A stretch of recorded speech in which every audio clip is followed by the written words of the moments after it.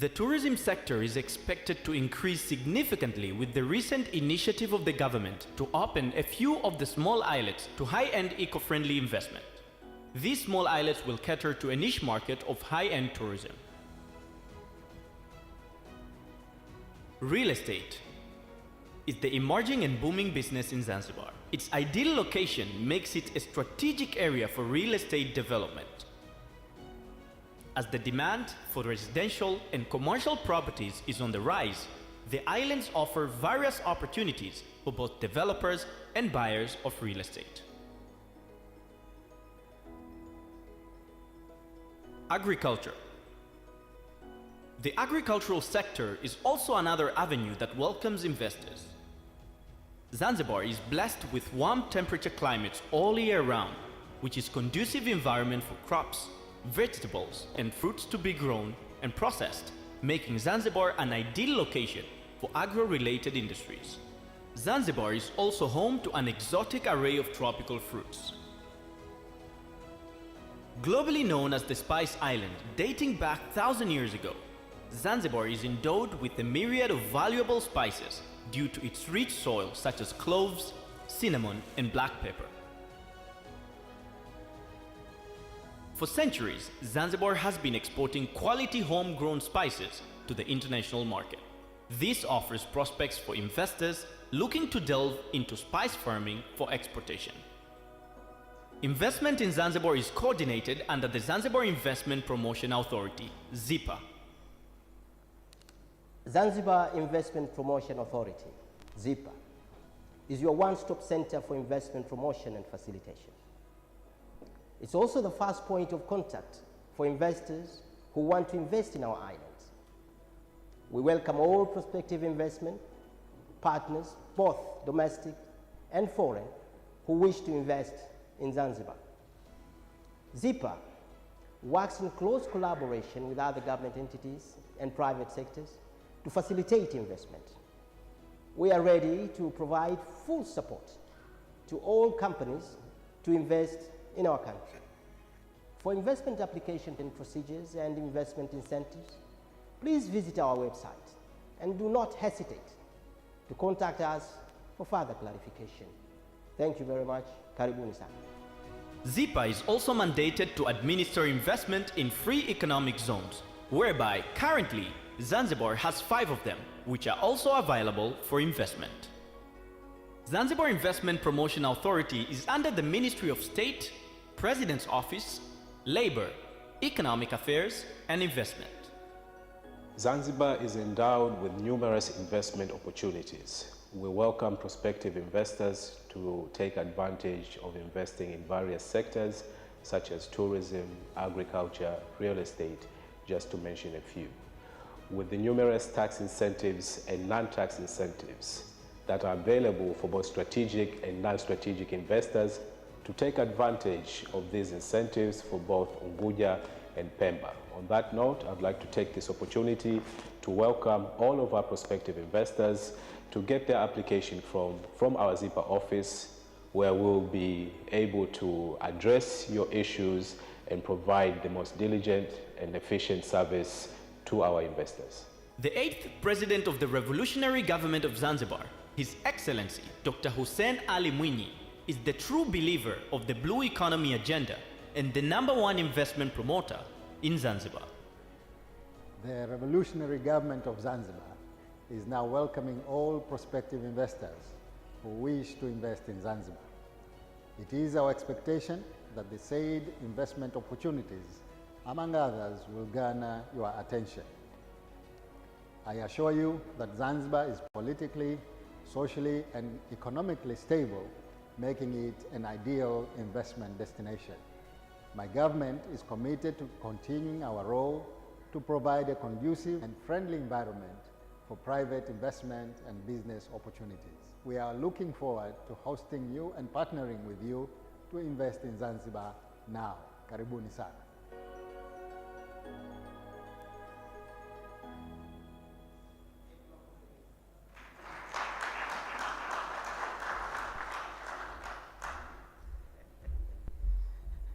Thank you very much. I think you've enjoyed that small video. But I would like to add some few points that will help you understand exactly what we are doing at ZIPA. That is a one-stop facilitation center where about 12 different institutions is housed there. And we facilitate numbers of permits, including resident permit, including labor permit, which you can have it within 24 hours. We issue investment certificate within 24 hours, as long as you have submitted all the required documents that we need. But also, as the video said, we are mandated to administer and manage these free economic zones. I would like to mention here that among those free economic zones, we have Fumba, which is not far from here, and Micheweni Pemba, where there's a master plan, a land use master plan, that has indicated numbers of investment opportunities in those areas. That includes financial center. We will have a financial center there. Cyber city for all these internet and other high-tech investment. But also we have medical city, academic city, convention centers, real estate, and so on and so forth. So there are a number of opportunities in those areas as well. But talking about tourism, there are also a number of opportunities, but now we are talking about high-end, low volume kind of investment. We have announced a number of small islands already, and we have currently under the engagement of another island called Dolani. We have just announced it, so anyone who is interested on those areas, the main point there is to make sure that we observe our biodiversity and environmental issues as well when you want to invest in those areas as well. So we are talking about 5 stars onwards now, not below that. That is something that we want to promote in Zanzibar. We are under new arrangement now in terms of facilitation. We are going online soon, so everything will be online. You don't need to come to ZIPA, and we can issue certificate within that arrangement as well. So karibuni sana, and if there's any question, I'm here, my team is here, and as I said, I'm not feeling well, but this is work, we have to do it, and I'm here to facilitate that. Thank you for listening.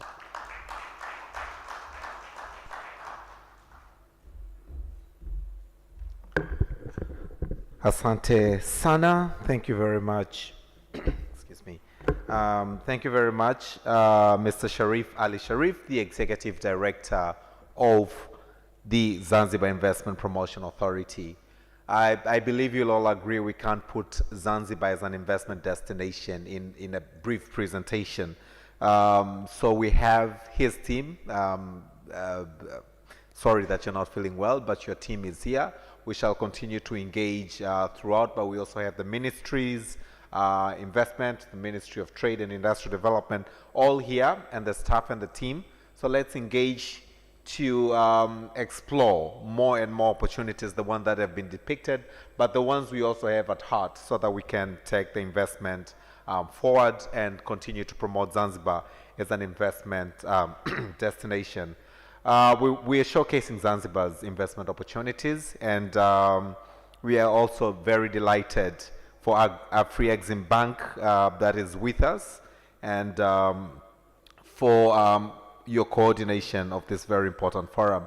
I now have the pleasure to once again bring to the podium Dr. Gainmore Zanamwe, the Head of Trade Facilitation and at the Intra-African Trade Bank, Afri-Exim, as he takes the stage to speak about Afri-Exim financing products and programs. Ladies and gentlemen, a big round of applause.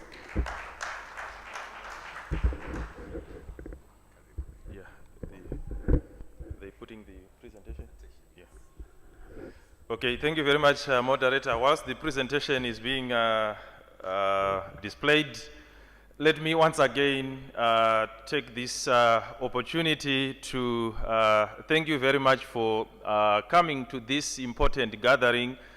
What I want to do is basically to share a bit of the information that we have at the bank, some of the things that we do in terms of facilitating trade, and you all are experts in your own right. So I'm not going to lecture you, but what I'm just going to do is to share a bit of the information that may be useful for you, and I will highlight some of the areas where we see opportunities, especially in the context of the AFCFTA. And as they say, so what happens in Zanzibar will stay in Zanzibar, including your money as well. It should stay here and develop Zanzibar. But I hope ZIPA will also provide a very good investment to ensure that once you invest in Zanzibar, you'll get decent returns. We will also be partnering with them to also do a lot more work in terms of improving the investment climate. As we also heard from His Excellency, this is some of the things that we do at Afrexim Bank to actually work with countries to improve their investment climate. So what I want to do now is to briefly walk you through some of the key things that we do at Afrexim Bank. I will not spend much time probably introducing the bank. You basically heard that in the morning when I did my introduction.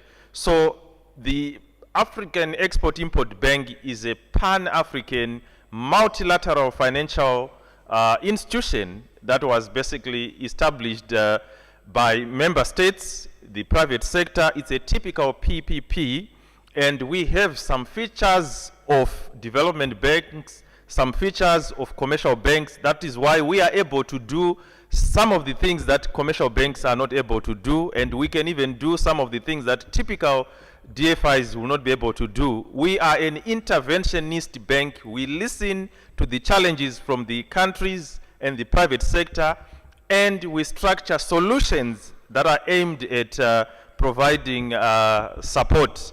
So that's basically the bank. We've got branches in a number of countries. So Zanzibar is covered by our branch in Uganda, which covers East Africa. I think you saw my colleague Kudakwashe, who is basically the regional chief operating officer for that region. Kuda, where are you seated? I can't probably see him now, but he'll be with you also to share more information about investment opportunities in this region. And we also have got another branch in Nigeria, Abuja. I have seen a few people who have also come all the way from Nigeria. Yes, my brother is over there. So we have our branch there, and if there are key issues that you need to discuss, you can also go there. We also have got another branch in Harare that covers Southern Africa. I've seen a few people from South Africa and other Southern African countries. So you can also go to Harare for that. We also have got a branch in Cameroon that covers Central Africa. And then at the headquarters, we basically cover the entire continent, all the 55 countries, and 52 countries have now basically joined the bank, and we provide services to all of them. So that's by way of introduction. This basically shows you that at Afrexim Bank, we have always been focusing on promoting intra-African trade, and as our new strategy basically can highlight, which we adopted this year, it's basically focusing on extending the frontiers. We are continuing some of the things that we used to do in the past with a focus on intra-African trade and the implementation of the AFCFTA. Negotiating the trade agreement is one thing, but implementation, that is where you normally have the challenges. So as Afrexim Bank, we do the heavy lifting. We have put in place a number of initiatives that I'll share with you that will help the governments, the private sector to be able to implement the agreement and ensure that you as the business people in the room, you get the benefits. We want the SMEs to get the benefits. We want the young people here in Zanzibar to actually benefit from the AfCFTA. We don't want it to be another agreement that sits in the drawer and gathers dust. That is why Afreximbank, we have maintained the position that if the AfCFTA fails, we would have failed. That is why we have been unrelenting in our support to the AfCFTA. We want to make it succeed, and it will succeed. The other pillar that we have focuses on industrialization. We believe that unless we produce value-added goods that we can actually trade amongst ourselves, the AfCFTA will not work. So in the African continent, and it's also a same pattern here in Zanzibar and Tanzania, we basically produce the things that we don't consume, and we consume the things that we don't produce. So we need to reverse that. We need to be producing the things that we need to consume here in Zanzibar, in Tanzania, in Africa. Agricultural imports, I'll show you some of the, you realize that it's more than 60 billion we are importing from outside the entire continent. Why can't we give that opportunity to people here in Zanzibar to produce and feed not only Zanzibar, but East Africa and maybe West Africa? The opportunities are there. So these are some of the things that we are trying to look at. That is why we're focusing on industrialization. We also provide leadership in global finance, and this is our bread and butter. And the last pillar is just internal. And we made a deliberate decision in 2016. And I can tell you that very few banks in the continent were focusing on intra-African trade. They were saying intra-African trade is too small, it's too risky, it's not bankable. And at Afreximbank in 2016, we developed an intra-African trade strategy, which basically enabled us to focus more on intra-African trade finance, to develop tailor-made solutions to address the challenges in intra-African trade finance. We also put in place a range of interventions, but our strategy is basically, as you can see, it covers trade in goods and services. People normally forget about services, tourism, transportation, maritime transportation, road, rail, etc. Services are very, very important because they are key in terms of facilitating industrialization, manufacturing. And it is also important that we've included informal cross-border trade, because we normally see women doing cross-border trade, but there are no structures to support them with finance and all the other support. So we have included the informal cross-border trade as part of our definition of intra-African trade. And most interestingly, we have gone to include the diaspora. There are goods and services, especially ethnic foods, your fish that we have in the ocean, you can actually export it to people in diaspora. Africa has got more than 30 million people in diaspora. They need to enjoy the ethnic food from Africa. So that is a market that you can actually tap into. So we are also trying to promote trade and investment between Africa and the diaspora, whether they are in America, in UK, or wherever they are. And there are also diaspora in the continent. So these are some of the things that we are working on. And briefly, let me just quickly look at what we do under the intra-African trade. There is create, connect, deliver. Our intra-African trade strategy is based on these three pillars. So we facilitate capacity for production and processing under the create pillar. We've got a range of financing instruments that basically help the industries, the companies, to be able to produce the goods. One of the things that we do under this pillar is the development or financing of industrial parks. And we also have got our intra-African trade champions. One of them is Dangote, El Swidi, where we provide global credit lines to enable them to go and do their trade and investment and facilitate infrastructure development. So these are some of the products that fall under the create pillar.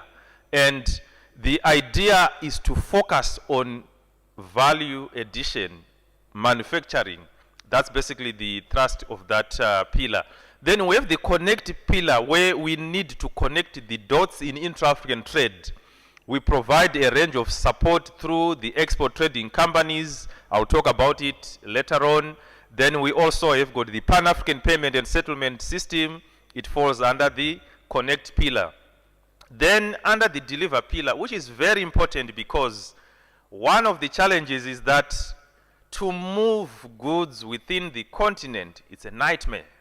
And you can actually have a container move all the way from China to Zanzibar than trying to move a container from Egypt to Zanzibar or from Nigeria to Zanzibar. It's more complicated because of the logistics. So what we're trying to do under the deliver pillar is to facilitate efficient and cost-effective logistics systems to ensure that once you have produced goods here in Zanzibar, how do you move them in a cost-effective and cheap manner to the other markets within the continent or outside the continent? This is what is needed to make the AfCFTA work. So we have a range of initiatives that we have under that. We have got a merchant fleet financing facility, which basically helps us to provide support in the maritime industry, whether you want to buy vessels, whether you want to participate in the maritime transport, we provide that support. We also have the transit guarantee scheme that I'll talk about. Zanzibar, you are setting yourself to be a transshipment hub. We will basically provide support under that instrument. Then this is well known. Intra-African trade is very low, around 18%. Look at the other regions that have developed intra-regional trade. They have managed to actually transform their economies and create jobs for their people. I'm sure Zanzibar wants to do the same for its people, and the same applies to the whole East Africa and Africa. So we really need to focus more on growing intra-African trade. We have to learn how to trade with each other, and that begins with trust. And that trust is generated in the forums like these ones. And we hope that you'll be able to mingle and mix with the government, and the relevant people will be facilitating investment to generate that trust. Then this slide, you may not see it, but the key point that I'm trying to make here is that if we share trade and market information, if we share market intelligence, my colleague Lizen will be speaking about this later on, we can actually increase intra-African trade from 18% to 38% just by sharing information that Zanzibar, Tanzania, you have got cereals, you've got agricultural products, you've got precious minerals. You share that information with Egypt. Egypt will then try to explore opportunities for trading and investing in Zanzibar. So just by doing that, intra-African trade will jump to 38%. And this is what we are trying to do. And we also heard in the morning from the Honorable Minister that we are importing a lot. And I'll give you an example. With all due respect, we love Brazil and we love Sampa. And once in a while, we've been supporting them even in the World Cup that is going on. But I don't understand why they should send their beef all the way to Africa when in East Africa we can produce beef. In Niger, they can produce beef. When we were at the summit, the head of state told us that they've got a lot of cattle, and he was also wondering why are we getting beef worth about 6 billion from Brazil. Does it mean that we don't know how to slaughter cattle and get the beef? Or is there anything that we are missing? Are we not able to comply with standards? What is it? We also had a very peculiar situation whereby the leather was actually being produced in Zambia, going all the way to Europe. and the auto players in South Africa were following that leather now to Europe, import it from Europe, and then bring it back to South Africa. And if they don't go to Europe, sometimes they were taking it from India, and they were like, but we have leather in the continent. What's going on?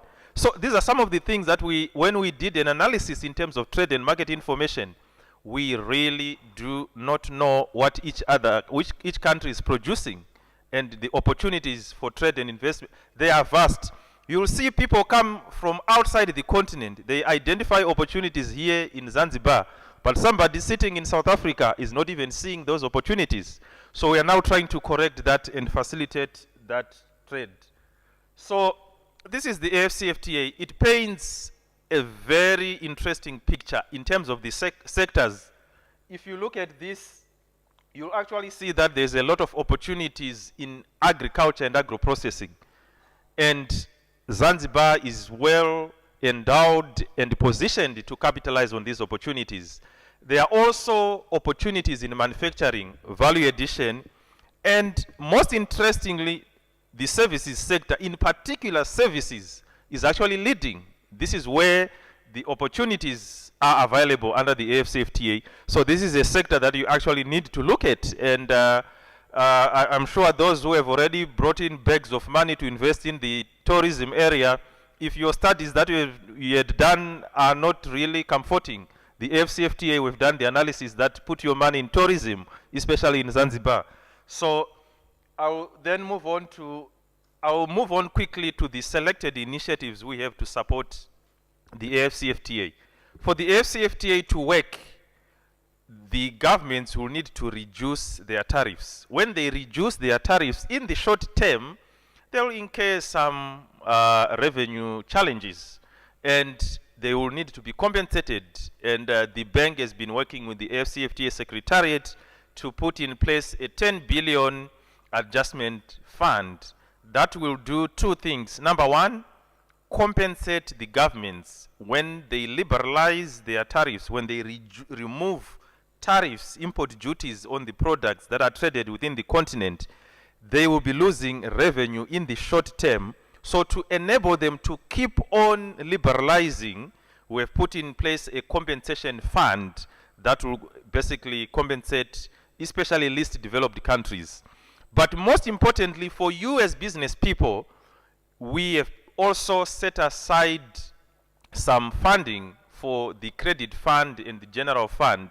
This is money that is going to help you to actually import investment goods, to develop regional value chains, to do some manufacturing projects, and also to invest in infrastructure projects. So we are trying to ensure that you have the financing that you need to make the AFCFTA work. That is why we've come up with the 10 billion adjustment fund. We are now completing the establishment phase of this fund, and it should be operational by next year, and then we can engage with you to start applying for funding. This is basically some of the issues under the fund. I'll basically skip them. But I want to briefly talk about the Africa Trade Gateway. It is very important to note that for the AFCFTA to work, we need to start understanding the role and the importance of the digital economy, technology, the role of technology in making the AFCFTA work. At Afreximbank, we have embraced that by putting in place the Africa Trade Gateway, which is essentially a super platform that has got a number of platforms. And one of them is the Pan-African Payment and Settlement System that I talked about. But we also have our KYC platform, which we call Mansa, which is a large depository of all the KYC information. We are onboarding all the business people from the banks, the corporates, the SMEs, so that when you want to do KYC, it will be much easier using that platform. And my colleague Lizanne will also talk about what we are doing in terms of providing trade intelligence, market intelligence under the trade information platform, which we call TRADA, and the trade regulations. These are some of the digital instrument that we are going to use to facilitate intra-African trade. We also have the Africa Trade Exchange that I talked about in the morning, and this is basically an ecosystem that will allow you to actually trade and invest in the continent in a seamless manner. We are trying to reduce transaction costs. So what happens is that you can actually go either on the Trader Intelligence or on the Africa Trade Exchange. You are here in Zanzibar, you want to sell your fish, you want to market your tourism. You go there, you put your service or your product, and then you look for a buyer, you look for somebody who is interested in your services, and they will go to that market platform, whether it's Trader Intelligence or Atex, and you'll be able to identify them. If you want to know who they are, you can actually KYC them using our Mansa platform. You get more information on who they are. You start building the trust that is needed. Then, when the deal has been done, you want now to trade. The probably seller will be asking, how do I get paid? So this is where the PAPS comes in. It will then facilitate the payment. So that's basically how this system will work. And I will then move on to the next one, which is the Transit Guarantee Scheme. I think what I want to do is probably to show you this. This is the African map. As you can imagine, just picture a truck trying to move from Cairo to Cape Town. How many borders are there? And what happens today is that at each and every border, a truck will have to stop. You pay transit bonds or transit guarantees that will assure the transit country that your truck will not get lost in their country. It will proceed from Cape Town to Cairo. And sometimes the trucks, sometimes they do get lost. If there are any people from customs, I think they know that. Sometimes they'll say we are going to the final destination, and then all of a sudden something happens, and they become comfortable by the midway in the journey. The truck parks permanently, and the goods are offloaded, and the customs will lose their duties. These are all nice and innocent human beings, but sometimes there are those factors that happens, and the customs people are saying, how do we get our money? That is why they insist on these transit bonds. And if you look at the delays, just one day a truck spends at the border, it costs an average of $350 to $250 per truck per day. In Africa, trucks can stay for up to 12 days at the border, and the business people are losing money. My brother Kuda, who has just walked in, is trying to give people loans, and then that money is now going at the border. So we are not really saving the continent. So we are now trying to correct that by implementing a technology-enabled transit bond, which will allow a truck to move all the way from Cape Town to Cairo, from Dar to probably the other side, and or Mombasa, just with a single transit bond. You can actually do Dar es Salaam to Senegal, just with a single transit bond, and we will, on an average, cut the cost to about 300 million per year by implementing this transit bond solution. So these are some of the things that we have to support the AFCFTA. And I will try to probably look at, this is a big one, infrastructure. We have all heard about infrastructure. The study by the United Nations Economic Commission for Africa shows that there are a lot of opportunities to invest in infrastructure, all modes, air, from road, rail, and even maritime transportation. You can look at the numbers there. For the AFCFTA to work, for example, we'll need about 2 million trucks. And it will be even much better if we can get those trucks also manufactured in the continent. That will be creating opportunities. So these are some of the challenges we are trying to solve: infrastructure, and also the border challenges that I talked about. The other issue that I want to highlight probably deals with sharing information on how to export under the AFCFTA. We have partnered with the International Trade Center in Geneva to run trainings on how to export. There are complicated rules of origin. What are rules of origin? How do you basically understand the tariffs? The Honorable Minister in the morning talked about the electronic tariff book. These are some of the complicated things that we try to break down. Then the other issues, I will not go much into detail, but there is the standards that we are dealing with. I think the moderator is going to give me 5 more minutes. Thank you very much. So we have got standards, quality infrastructure, and this is basically to help the producers of agricultural products or manufactured products to ensure that the products you produce, they meet the quality requirements. So we are building what we call testing, inspection, and certification centers. We have done one in Nigeria, in Ogun State, and we are looking at doing another one here in Tanzania, which will also probably provide services to Zanzibar, and the list is endless. Then industrial parks, we've talked about those industrial parks that we are doing here in Zanzibar. We will follow up, and this is one of the issues that was also highlighted by His Excellency the Vice President. So we'll make sure that those industrial parks are followed through and implemented, and create the right environment for manufacturing. The automotive strategy, that's another initiative that we talked about, that we are implementing.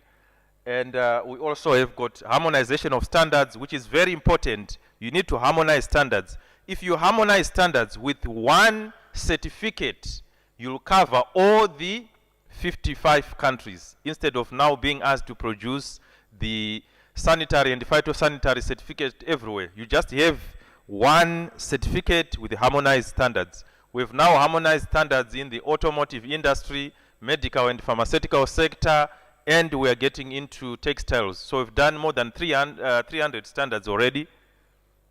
Then this is the big one. I talked about it, the trade fair. I would like to see everybody who is seated in this room in Abidjan next year. So if you are not there, we will then start deducting some of your money you are going to invest today as a penalty. So I would like to see all of you at the Intra-African Trade Fair. This is where you have even bigger opportunities, and it's an opportunity for you to interact with other countries, other business people, and it will be also an opportunity to share market intelligence that we've been talking about. So that's basically the trade fair, and the export trading companies. I would like to probably conclude with this one, and then the other bit I'll leave you with the slides that you can actually look at. But the export trading company is very interesting, especially for Tanzania and Zanzibar. This is where you aggregate products that are produced by smallholder farmers, by SMEs, and even large corporates. You may be a big corporate, but if you don't have the intelligence in terms of where to sell your products, you need to work with export trading companies that we are now facilitating. The bank is providing finance for those entities that want to establish export trading companies. You can basically get this. So we've got other initiatives on creatives, which includes fashion, arts, culture, etc. We've got a 1 billion facility. We also have got the diaspora initiative, which includes a range of trade and investment opportunities. We've also even gone to the Caribbean, where we are working with them to provide support for trade and investment between Africa and the Caribbean. I'll leave you with the slides, but maybe before I conclude, I just want to call my colleague Kuda to quickly run us through the financing bit, so that the business people can also see the key financing products that we have that will support trade and investment in Zanzibar. Kuda, if you can just probably walk us through the finance section, and then we'll hand over to the moderator. Thank you. This is the click. You can switch to the finance.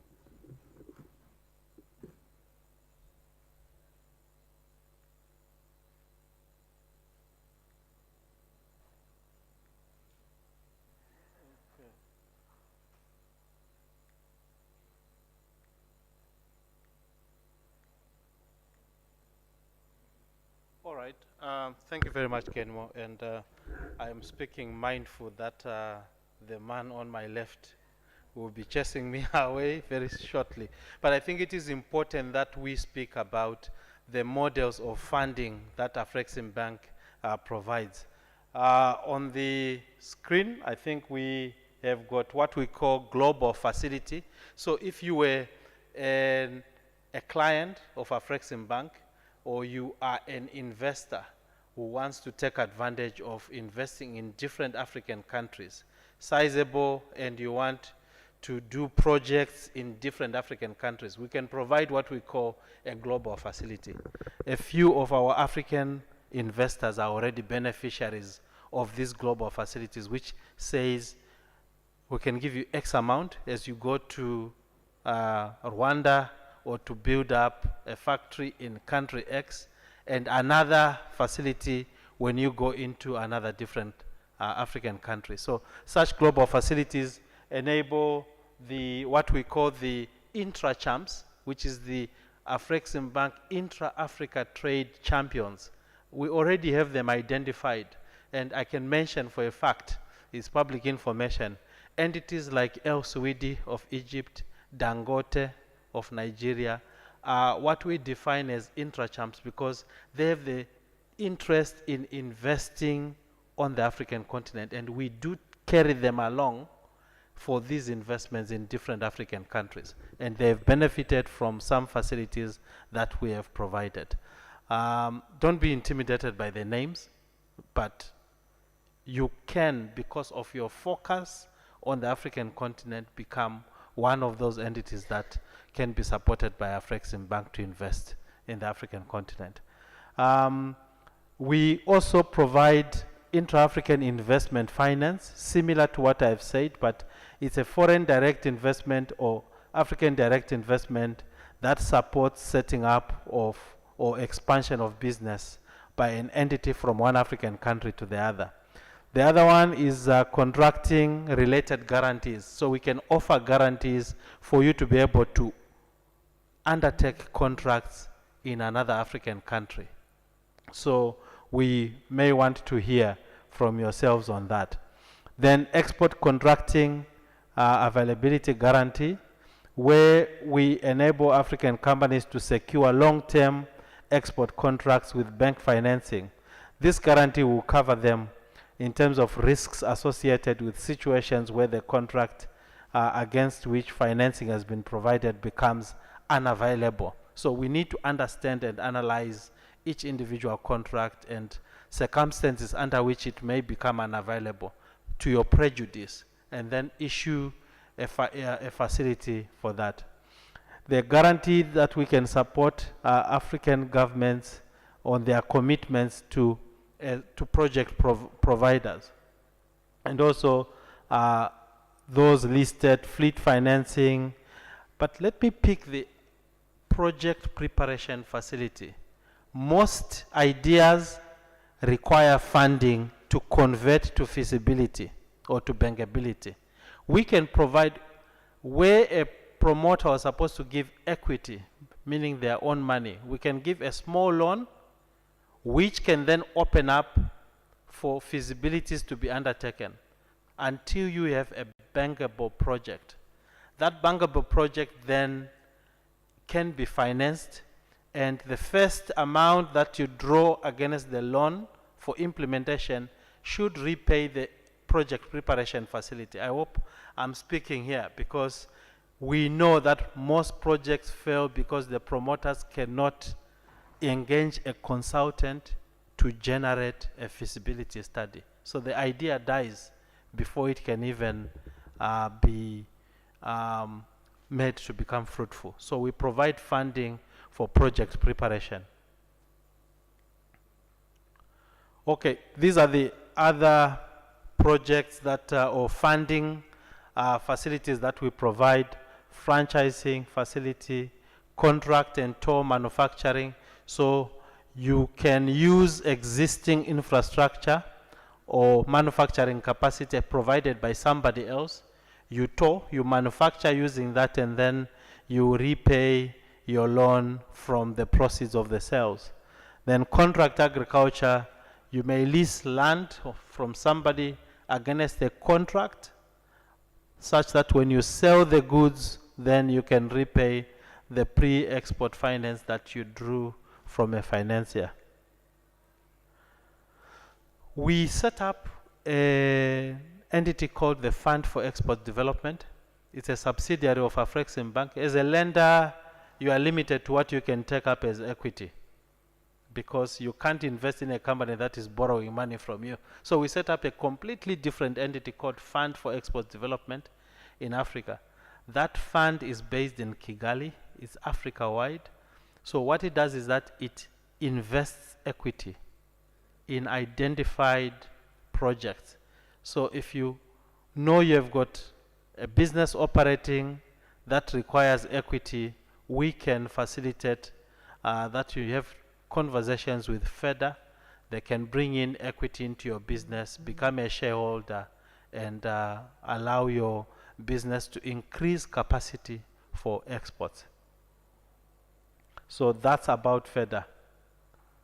So that's the rationale for FEDA, which you can analyze, but we think it makes sense. Some businesses have reached that level that they need scale brought by equity, by the promoters, and FEDA can be used for that. Okay. So they've given you the criteria for investment, and you can look at that. So they can own, they have to have an exit mechanism, and should you be interested in what FEDA provides, please let me know, and I will make the right introductions to my colleagues out in Kigali. Asante sana.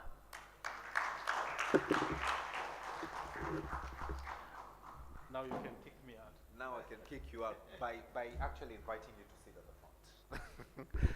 Okay, Gain More, where are you? Please come to the front, Mr. Sharif, or anyone from ZIPA. I'm allowing 2 or 3 questions top. If there are any questions, I'm allowing 2 to 3 questions top before I invite my panelists. If there's any question, please, we bring it up now. Can I have a representative from ZIPA? I think Mr. Sharif did say he was not feeling well, so he might have stepped out. Anyone from ZIPA to answer to any questions that will come from the floor? Thank you. Karibu. Come, wewe, Karibu. Okay, so if from the 2 presentations, which are very high level, very enriching, we had the gentleman who just presented now. I think may there could be some questions from the finance. Is there any question? Yes, Nomba mpeleke mic. Asante, any other question? So we'll only take 1 question. Asante. Oh, 2 questions. Thank you, moderator. Just first of all, to introduce myself, I'm the CEO of East African Business Council. We are part of the organizer of this event. Quick question, one to ZIPA and another one to Afreximbank. One is that ZIPA is in terms of ownership. In terms of investment, when you're a foreigner, are you allowed to own land in Zanzibar? Maybe you could expound on that. 2 from my friend from Afreximbank. The challenge we've been facing in East Africa and Africa is what we call patient capital. All the banks have these resources. They talk about big money, but the accessibility in terms of the interest rate becomes a challenge. And sometimes, like for Afreximbank, you find that you channel your facilities through our local banks, and the local banks use their own procedures, difficult procedures to access those funds. I don't know if you have a dedicated facility where companies can directly get access to your funding. Lastly, again, is on your commitment to grow intra-regional trade. And that's why we are happy at the ABC to work with Exim Bank in terms of organizing this trade and investment forum. Again, everybody mentioned about the challenge. The challenge is not about tariff. You've created that adjustment facility in terms of tariff revenue, but our government had looked more on tariff. But the biggest gain from the CFTA or from the bank is your ability to remove non-tariff barriers at the border. Again, based on the World Bank study, the biggest gain is not only on tariff reduction. The biggest gain, to the tune of $300 billion US dollars, is making CFTA a borderless environment, dismantling all the border procedures. And again, when you look at our borders, most of the borders, again, they are sources of government revenues. So what are you doing in terms of trade facilitation? Are you creating a facility to ensure that you give comfort to our government that they need to dismantle those borders and allow trade to flow? Not just a transit bond guarantee. Those guarantees are there, but they don't help us. So those are my few observations. Thank you very much. Asante sana, the gentleman at the back. Yes. Hapo, yes. Kindly do the grateful to introduce yourself, where you come from, and straight to your question. Keep it short. My name is Talib Jusab. I'm an attorney. I'm representing the Association of Tourism Investors, Startup Week Zanzibar, and some other companies as well. In line with this one goes to brother from Afrexim Bank. I've heard you mention a lot. I was curious to know that while we're doing all this what's the bank's position on startups? Because another issue within the continent, as we recently finished the first Startup Week in Zanzibar, is the issue of employment. And one of the quickest way of dealing with that is by turning job seekers into job creators themselves. So I'm curious to know, what are the opportunities available for startups in that regard?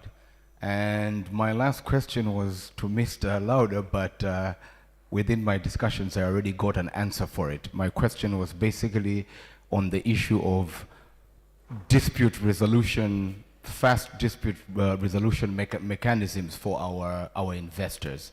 I think that's another way of, I would like to know what ZIPA is. I know we already have the commercial courts, but it would be interesting to know what other avenues, whether diplomatic and so on, are available to investors in that regard. Thank you. Thank you. I'll take two last questions, both at the front here, one at the middle. Please come to the front. Two last questions, moja hapo, nyingine that end. Let me allow this gentleman first, and then it will be you. Let's introduce yourself. Keep your question short. Thank you. Good morning, all. My name is afternoon. Ahmad Awal, head of trade and export and Zanzibar for Investment Tanzania. My question Sorry. It's important that we get where you come from. Can you say that with pride? Oh, okay. Yes, please. My name is Ahmed Awal. I'm the head of Zanzibar Export and International Trade for Dangote Cement Tanzania. My question goes to ZIPA and Afrexim Bank. Are there any framework or strategy in which you will assist the investor in repatriation of funds, looking at some project require large amount of money, and an investor can get funds from outside the country? What are the framework or strategy developed by Afrexim Bank and ZIFA in terms of repatriation some of the funds that were used to invest in the project? Thank you. The last question? Yes. Miguel Pilgrim. I hope you're capturing these questions. I'll repeat them briefly, but yes, Karibu. Miguel Pilgrim, Pilgrim Group International, and we're already invested in Zanzibar as well as Tanzania. And I have A and B. A is those of us that have invested here, who have come from the diaspora. We've started our business and we're expanding. So inter-African trade is huge, because now that we're here, we're trying to expand. But one of those reasons is residency. And for ZIPA, what is the status of residency for the diaspora who's coming to Africa and invest here? And if there's any incentive or any sort of orientation to assist with expanding for inter-African trade. Thank you. All right, we'll give you each 2 minutes basically to respond to the question. There have been, I think I've captured 6 questions. If there's any that you will forget, then I will bring them back on the floor so that you can respond to them. One, there was a question on ownership of land in Zanzibar. This goes to Zipa, but again on Afri-Exim. Interest that there is as a regional bank. You will respond to that. Then association of investors. Question on startup, very important. How do we then transform job seekers to job creators? I think is a very critical question, especially in Africa right now. Then there's a question on mechanism for ZIPA, again on issues of dispute resolution. Then the question from representative from Dangote is repatriation of funds, and finally residency, the aspects of those returning home to invest at home, if there's any incentives or facilitation when it comes to investing back at home. Karibuni, please, if you can respond to them. There's no any orderly manner to respond to the questions. It's just approach them and give them the answers. Thank you. Thank you very much, and thank you very much for those who have been demand for some clarification. My name is Lada, working with Zanzibar Investment Promotion Authority. On behalf of the authority, I'll try to give some clarification on the raise issued. One started with ownership of the land. The land in Zanzibar is public asset, owned by the public, owned by the government. But for those who aim to invest or to do any trading, the land will be leased to them. And land will be leased for 99 years through 33 years renewable contract. For the dispute resolutions, we believe that Zanzibar is a part of United Republic, and Tanzania has signed several bilateral agreement and multilateral agreement which deals with some conflict resolution with the investors and investment issues. So Zanzibar follows that, and we are always trying to put our effort on amicable resolution of all conflict raised between investor and the authority, or investor and another entity, which is.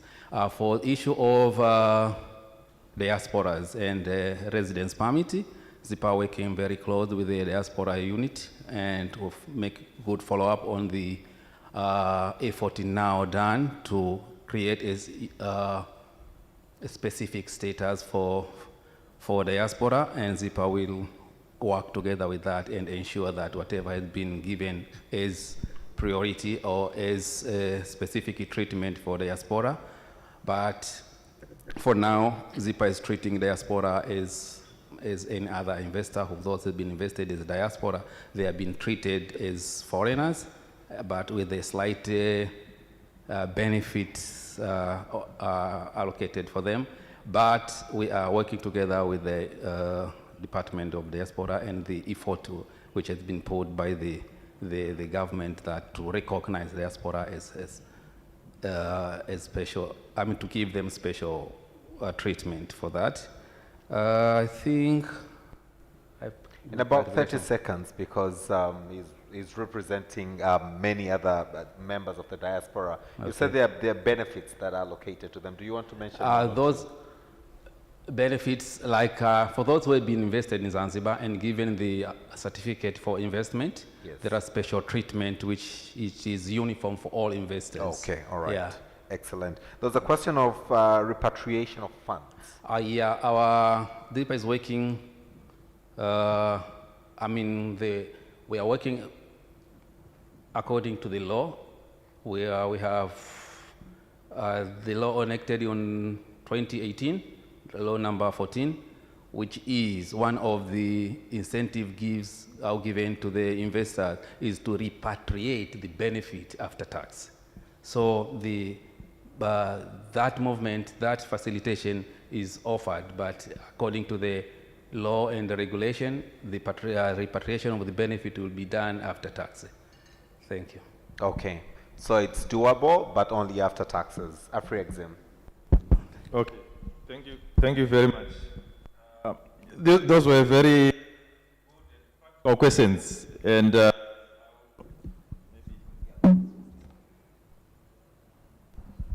right, thank you very much. Yeah, this one is tired. I think it means we've been too long on this session. All right. The first question, I will probably ask my colleague Kuda to deal with that, but I just want to highlight that the bank has actually been listening to the private sector, the business people, about access to finance, patient capital, and also patient equity. Patient equity, we are dealing with that through the Fund for Export Development. It was essentially designed to deal with that aspect. That's why we established FEDA, to ensure that there's a structure which can provide patient equity, which will help the investors to be able to participate in export promotion projects.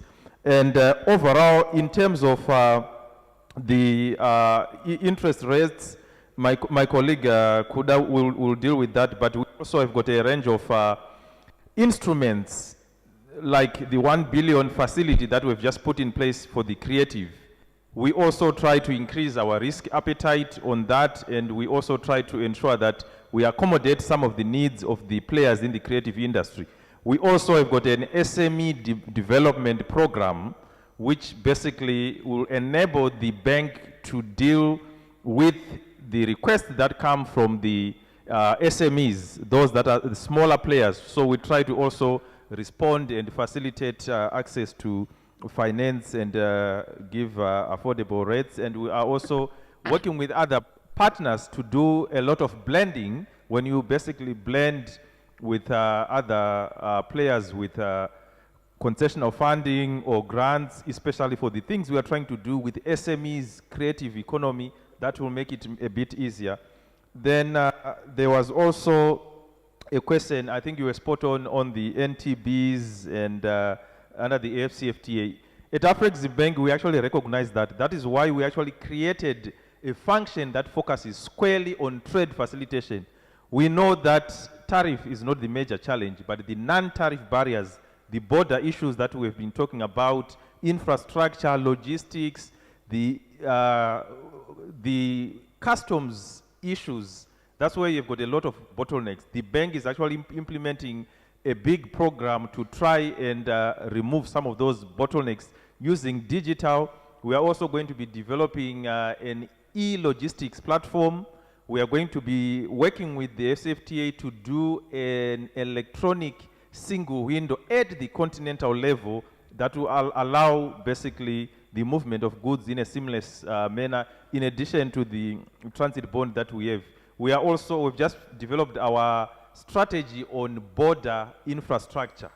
That strategy on border infrastructure has got so many elements. I cannot unpack them because of time, but these are some of the things that we are doing. Just finally on repatriation of funds, it's a big challenge in the continent. I've actually seen some investments not taking place because they say if you go to country X, you basically put your money, you can't get it out. So we've got a number of things that we do. I mean, Kuda talked about some of the guarantees that we give as Afreximbank to guard against some of the measures that may be taken by the governments to restrict the movement of capital. But under the AFCFTA protocol on investment, we are also trying to basically address the issue of repatriation of capital as well at the continental level, so that we set norms and standards that will govern that issue. Maybe my colleague Kuda can come in. Before he does, do you want to highlight, you've mentioned that you already have a product that looks onto the interest of SMEs. Does this go as low as the startup?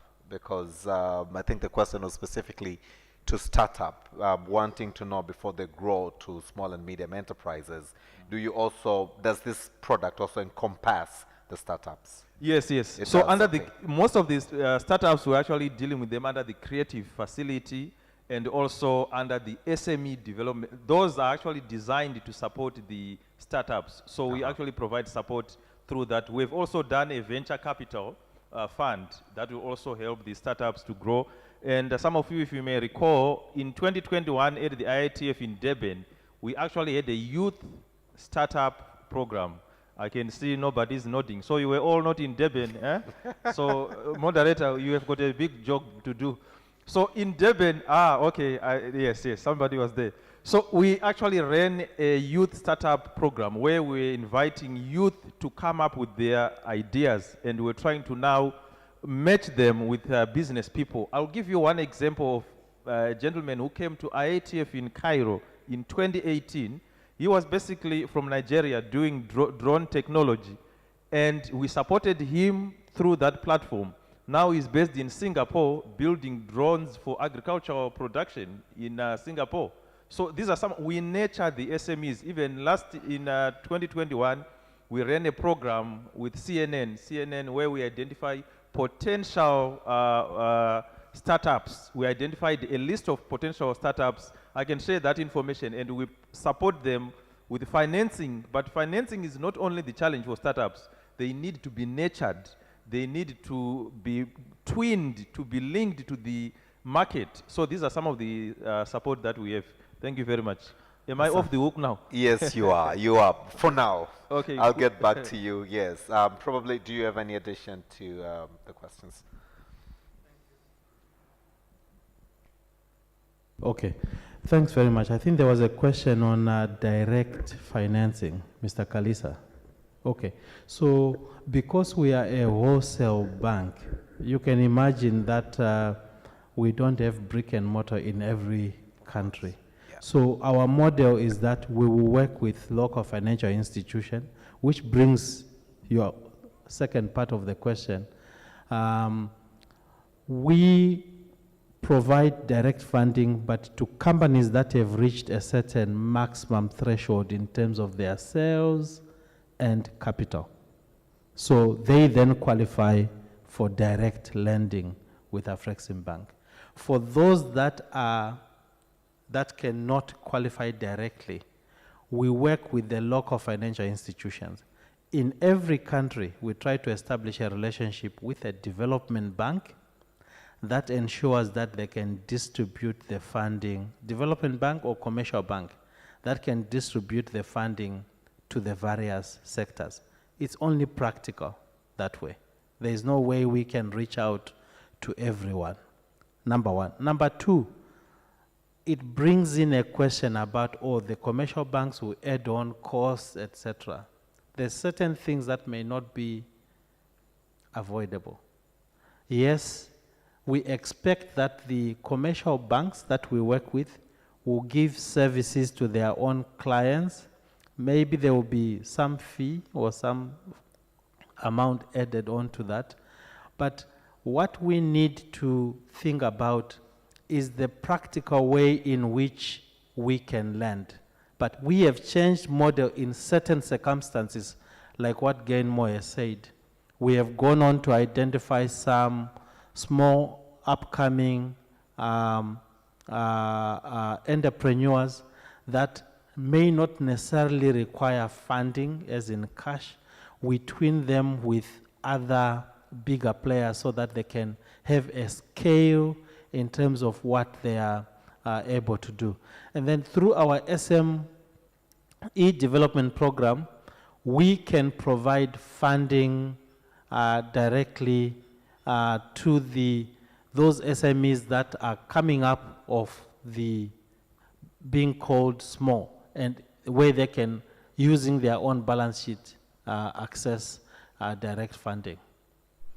Thank you. Now that we're in Zanzibar and in Tanzania, do you want to mention the development stroke commercial banks that you work with? We work very closely if they I hope they are interested in me mentioning their names. But I can state for a fact that our partner today is a client of ours, in as much as they are a shareholder. We've got lines of credit to banks like CRDB. We work with NMB Bank, and we are partners with I said CRDB, NMB, People's Bank of Zanzibar, and the UBA partner, UBA Bank. The important thing is also we are direct lenders to corporates in manufacturing sector, in engineering and construction, and we are also a lender to government of Tanzania. We mentioned about the syndications and the projects that we have done in Tanzania. Great. Manufacturing sector, engineering and construction, and which is the third one? So it's manufacturing, construction, agro-processing, and we do power, energy, and my colleague did highlight to you that we were the largest lender in the Rufiji Dam project. Right. So where we are trying to generate power and evacuating it to where it is required. Excellent. There was a question that was asked about by the Association of Tourism. I think capacity building is also an issue with SMEs. He mentioned about how to export, which is a course that we run working with local partners. So for instance, if we have in the room companies that want to learn how to export using the export trading companies, we partner with ministries of trade and industry so that we give that knowledge of how countries can benefit from exporting. Ladies and gentlemen, can we put our hands together for our speakers this afternoon? Thank you so much. You may now kindly take your seats. Afrexim Bank is addressing trade and investment, I think, from 360 degrees. If you are here and you've not been, if you feel like you've not been reached, I think you probably want to either go back to the presentation or see Afrexim Bank, who are with us for the next couple of days, to see how best they can enhance your investment and trading here in Zanzibar, in Tanzania, and across the continent. It's open truth that America and Mexico is trading more than what we do within the entire African continent. So I believe with the facilitation that is being availed to us, we can look at this in a couple of years and say this was history. Distinguished guests, ladies and gentlemen, allow me now to invite Al-Karim Hasham, who is coming from the Zanzibar National Chamber of Commerce. Al-Karim, are you here? Karibu sana. Al-Karim is giving us an opening statement as we're going to get into the plenary discussion, whereby we're going to be looking onto the harnessing and maximizing Zanzibar's blue economy's potential. So to give us the opening statement, let's put our hands together for Al-Karim Hasham from ZNCC. Karibu sana.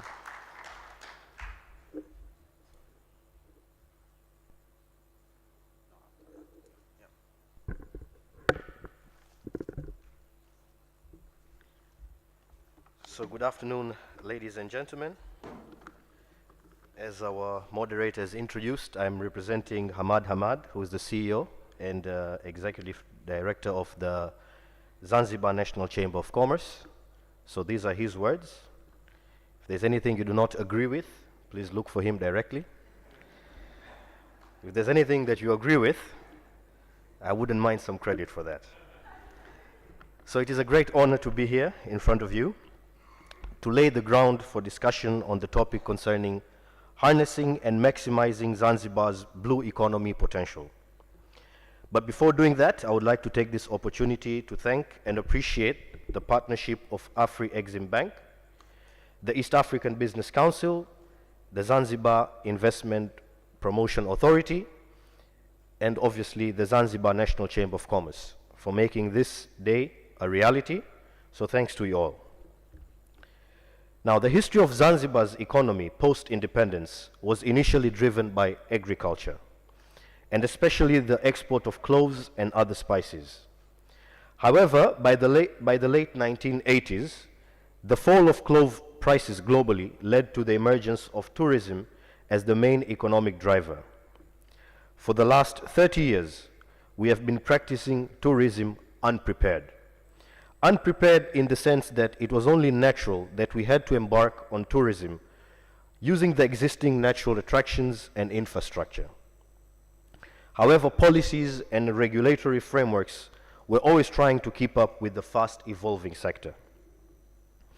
With the outbreak of COVID-19 in 2020, we learned some harsh, but in hindsight, important lessons. And the key lesson is that we should not rely on a single source of national income, as we did historically with cloves and later tourism.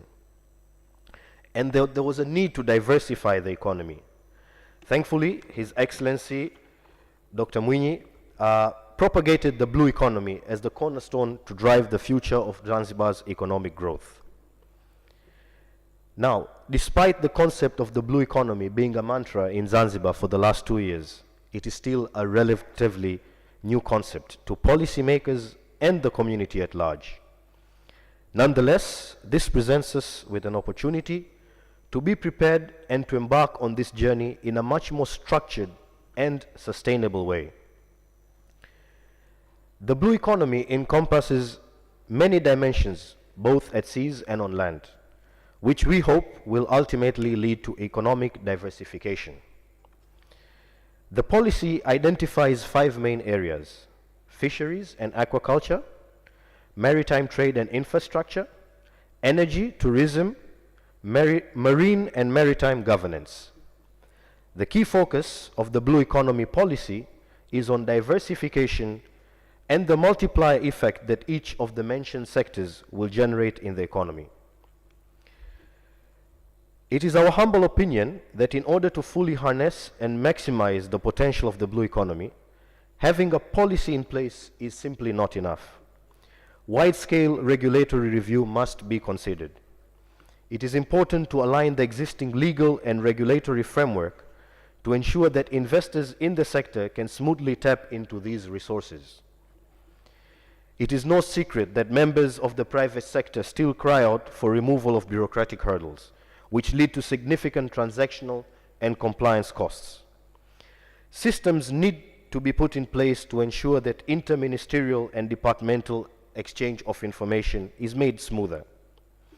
Well thought of regulatory reform is also important to the government because it will mean a reduction in revenue leakage. Now, in 2018, the World Bank reported that approximately 80% of agricultural produce is imported into Zanzibar to cater for the tourism sector alone. This leads us to imagine the importance of introducing local content, policies, and regulation on the island. Local content will not only lead to a much more revenue retention within the local economy, but also build the capacity of Zanzibaris. The government and private sector must collaborate in an effort to build capacity and strengthen linkages between the industry and host communities in order to boost local content and benefit the local economy. It is true that the beauty of Zanzibar is attributed to its wonderful coast, but definitely its charm is entirely its people. And we are therefore obliged to keep in mind that as we are embarking on this blue economy journey, sustainability has to be at the front of our minds. Whilst we strive for economic diversification, we should also embrace that we are custodians for future generations. And at this juncture, I would like to welcome our expert panelists to deep dive into harnessing and maximizing Zanzibar's blue economy potential. Asanteni sana.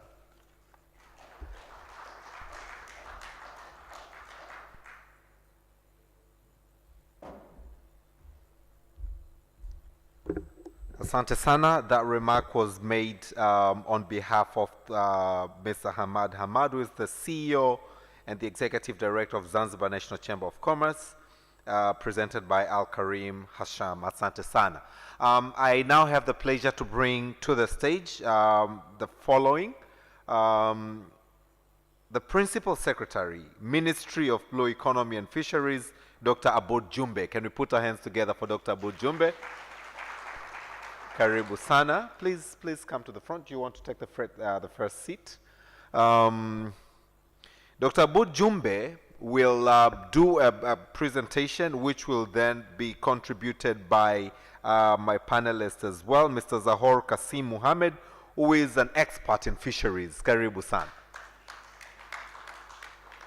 I also have the pleasure to invite to the stage Mr. Graham Stewart Leslie, who is the Hotel Association of Zanzibar Executive Chairman.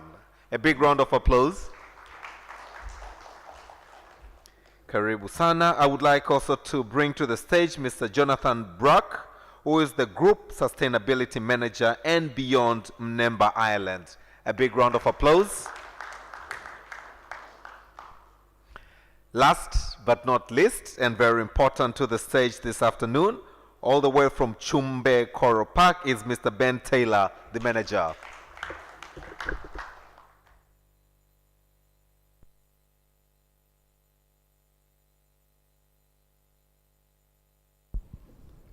Karibu, Ben. We're going to dissect the blue economy, and this will be kick-started by a presentation I understand the Principal Secretary will be making. Can I have the pointer? And after the presentation, then my panelists will point that direction. Yes, my panelists will be chipping in onto that. We'll give each one a minute or two to speak about what you do, and then we'll follow up question and answers. And then I will invite my dear delegates, if you'll have any lead-up questions to that. Karibu, PS. Thank you very much. Technology? Anyone? Okay, we're on.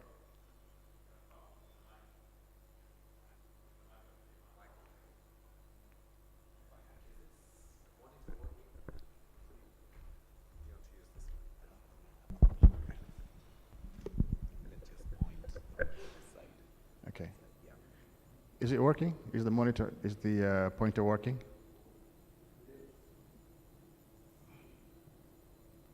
I think it's stuck. Yes, it is, but it's not moving.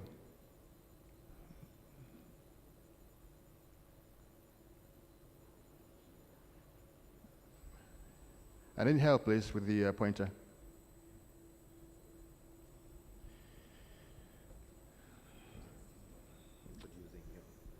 Thank you. So, my name is Aboud Suleiman Jumbe, and I am the Principal Secretary of the Ministry of Blue Economy and Fisheries. Is it working? Thank you very much. So, just before we delve a little bit deeper into the concept of blue economy, into the mantra of the blue economy agenda here in Zanzibar, I just wanted to share with you the dynamics of the past 2 years in the context of the blue economy agenda here in Zanzibar. So our blue economy agenda is basically structured in 3 key thematics. Thematic number 1, it is about empowerment. You have to empower your people. You have to empower your community. If you want to integrate ownership of the blue economy agenda in your country, number 1 thing to do is to empower your community. And number 2, it's about innovation and investments. Investing, bringing up the whole notion of the private sector involvement. And number 3, it's about the regular, the long, sort of unknown requirement of sustainability.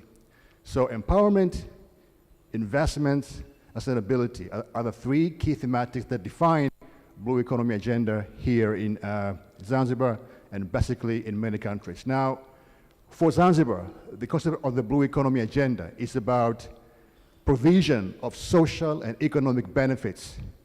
The empowerment part, the provision of social economic benefits for the current and future generations by contributing to food security, poverty eradication, and many, many, many more community needs. It's about restoration and protection and maintenance of our fragile marine and aquatic ecosystems. It's about adoption of clean technologies, the whole notion of renewables, and the whole context of circular materials and the new concept. Now, let me just give you a basic outlook of how the blue economy dynamics in Africa are pretty much defining our moment of engagement here in Zanzibar. So 38 out of 54 countries in Africa are either coastal states or island states. Africa has got 13 million square kilometers of maritime zone. Continental shelf spanning about 6.5 million square kilometers. Tanzania's potential extended continental shelf application at the UN is still pending since 2012. That application could give us more opportunities in terms of the future oceanic governance, oceanic deep seabed mining potential. The lake regions, the port throughput in Africa is expected to reach more than 2 billion tons by the year 2040. This is the potential blue economy profile for Africa. Stuck again.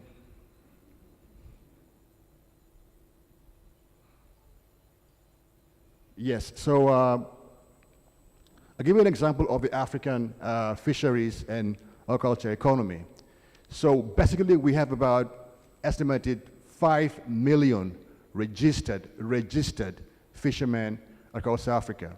In 2011, fisheries and aquaculture in Africa contributed to about US $24 billion.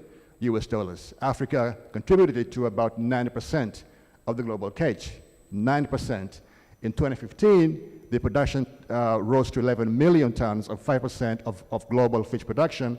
In 2017, fisheries exports in Africa rose to about 6.5 billion. Value addition from fisheries sector in Africa rose to about 17.4 billion US dollars.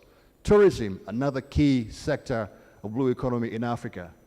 Africa received just about 5% of estimated 1.4 billion international tourists arrivals in 2018 before the pandemic, and that gave Africa about 8.1% of the continent's gross domestic product, valued at over US dollars 177 billion. The sector further accounted for 9.7% of the continent's exports, valued at around 48.7 billion US dollars. In Zanzibar alone, more than 30% of the national GDP comes from the tourism sector. Remember, 95% of the African tourism receipts, 95% was aligned with the ocean economy. So basically people were coming to Africa for wildlife tourism, and most of that wildlife tourism was about coastal and marine ecosystems. Now, Zanzibar, Tanzania, we are part of the Western Indian Ocean region. And this region has a potential of about 330.8 billion US dollar potential in blue economy. However, we are only 10 countries of the Western Indian Ocean region, from Somalia to South Africa to Madagascar, Mauritius, Seychelles, Comoros, Mozambique, Tanzania, Kenya, Somalia. We are only managing to tap about $22 billion a year derived from the coastal and marine resources. Coastal tourisms make up more than 50% of that contribution, followed by our culture, mining and energy, the whole issue of climate financing, the blue carbon, fisheries, and now we have to focus on the cost of coastal protection, climate change, impacts of the environment. My brother Jonathan will come to talk about it later on. Ocean research and the whole notion of maritime security. We have the vision. The vision is the one that guides the whole notion or story of blue economy agenda in Zanzibar. With the vision, we have the Zanzibar Development Plan. And that plan says that blue economy for Zanzibar to contribute to about 60% of the total GDP by the end of the year 2025. 60% of total jobs in Zanzibar to be generated from blue economy by then. Tourist arrival in Zanzibar to reach a target of 800,000 a year by 2025. Fisheries and aquaculture to rise from the current 4.9% to 10% of the GDP by 2025. These are the targets of the Zanzibar Development Plan, which ascribes Zanzibar Vision 2050. Port container terminal capacity.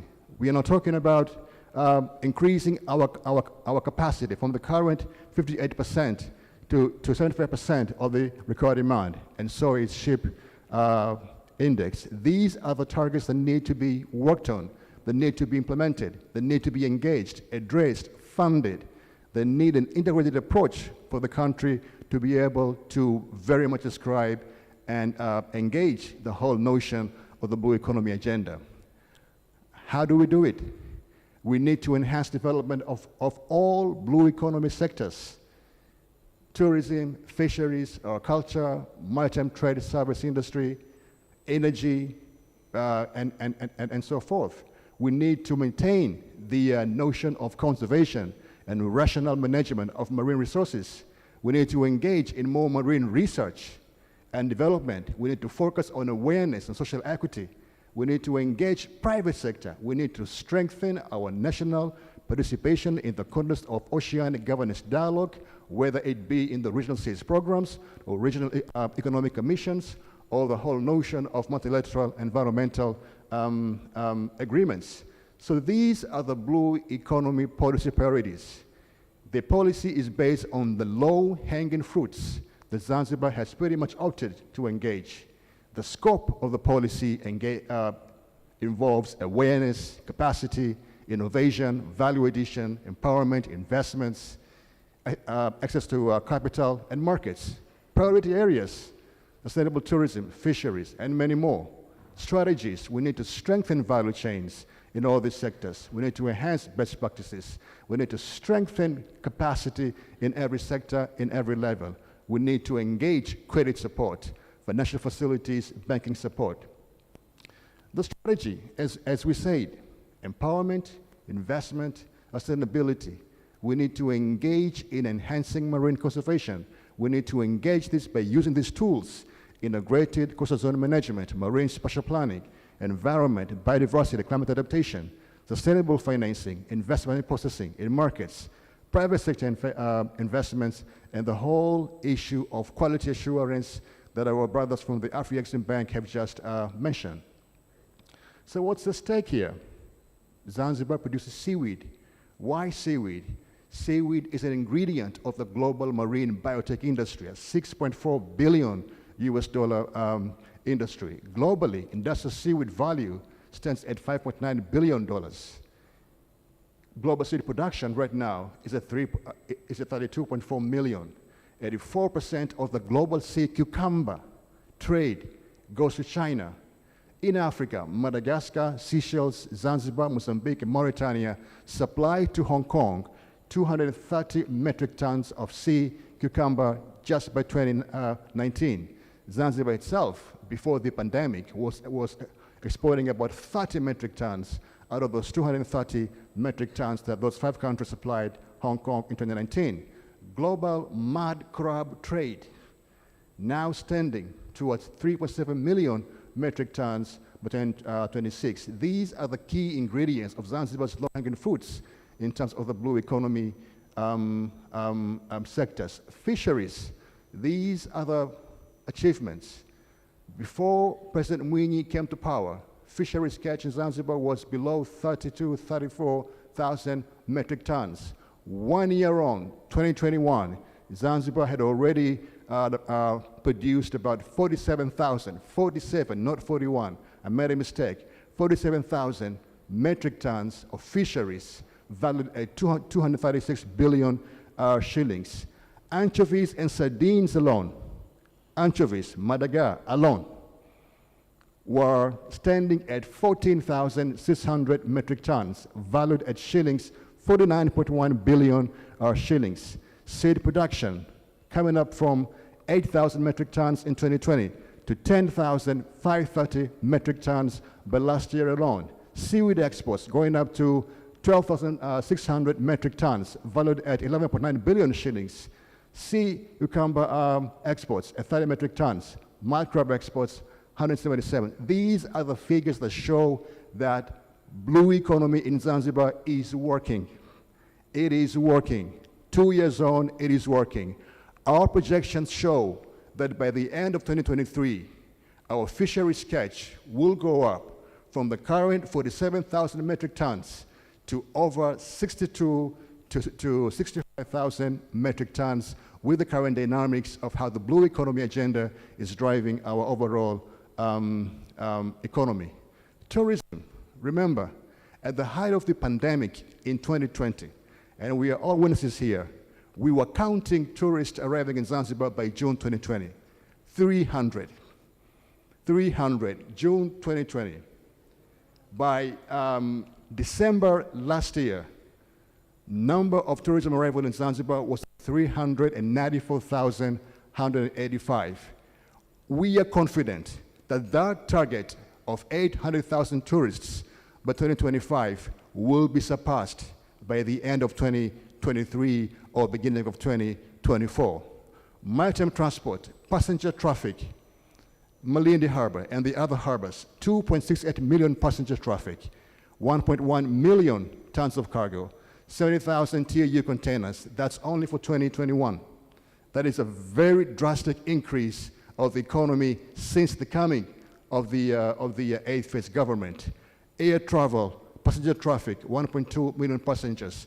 The blue economy agenda in Zanzibar is working. We need to work together to enhance, accelerate the development that is there. So we have a number of investment opportunities that we've been engaging, we've been talking about, we've been traveling to attract. We have had positive insights in terms of investing in more number of fleets coming to fish in our exclusive economic zones of Tanzania, fish processing facilities. We are now developing ice plants and cold storage units. We are now developing, at the initial stage of feasibility studies, developing fish ports with very specialized berthing platforms, offloading processes, factories for fishing gears and vessels. And the story of blue economy in Zanzibar continues to go on and on and on. This is not just a vision. This is what is happening right now within our country. This is why the new Tanzanian economic diplomacy is very much banking on the whole notion of the blue economy agenda that the president of Zanzibar has pretty much initiated in the context of that agenda being the ticket towards sustainable development of our country. We have to remember the amount of money that the government has now invested in community empowerment. Remember the post-COVID-19 recovery fund, the World Bank IMF fund. Remember the 36.5 billion shillings that the government of Zanzibar has put into supporting the local communities here in Zanzibar, providing them with recovery efforts, providing them with the blue economy innovation measures, spanning from supplying manufacturing of fiber boats for small-scale fishers, fiber boats for seaweed farmers who need to go and cultivate on the deeper side of the subtidal basins of the reef because of the failure of the current variety of spinosum. So now we are enabling them to go cultivate with a new variety of cottony and the other one in the deeper side. Why? Because we have to, number one, look at the value addition, and number two, look at the options that we are now facing in terms of the climate adaptation issues. We have been providing our seaweed farmers with things like ropes, clippers, and other tools. We've been developing the communities. We've been supporting communities with the development of the mariculture pens for the sea cucumber, mud crabs, and all this money that's been invested by the government is the money that has been invested along with the support of various financial facilities, banking facilities, and we're looking forward to accelerate, to replicate, and to enhance these three key thematics that we strongly believe will bring on board our people and our economic systems in terms of achieving the goals of the blue economy here in Zanzibar. We should not forget about all our development partners, the partners that are very much standing with us, from the UNDP to from the UNDP to the World Bank, to countries, to European Union, to countries like France, Ireland, Japan, Korea, Germany, various banking facilities, Afri-Exim Bank, CRDB Bank. We are now talking with the European investment banks, and they're all coming to Zanzibar to support the whole notion of how to integrate the whole context of investment, empowerment, and sustainability.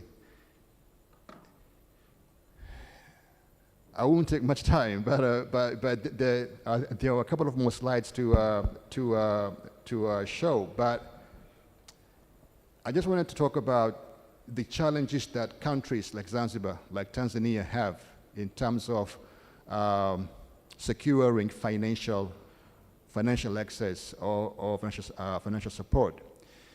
The notion of sustainable blue economy financing is still pretty new, even to us policymakers.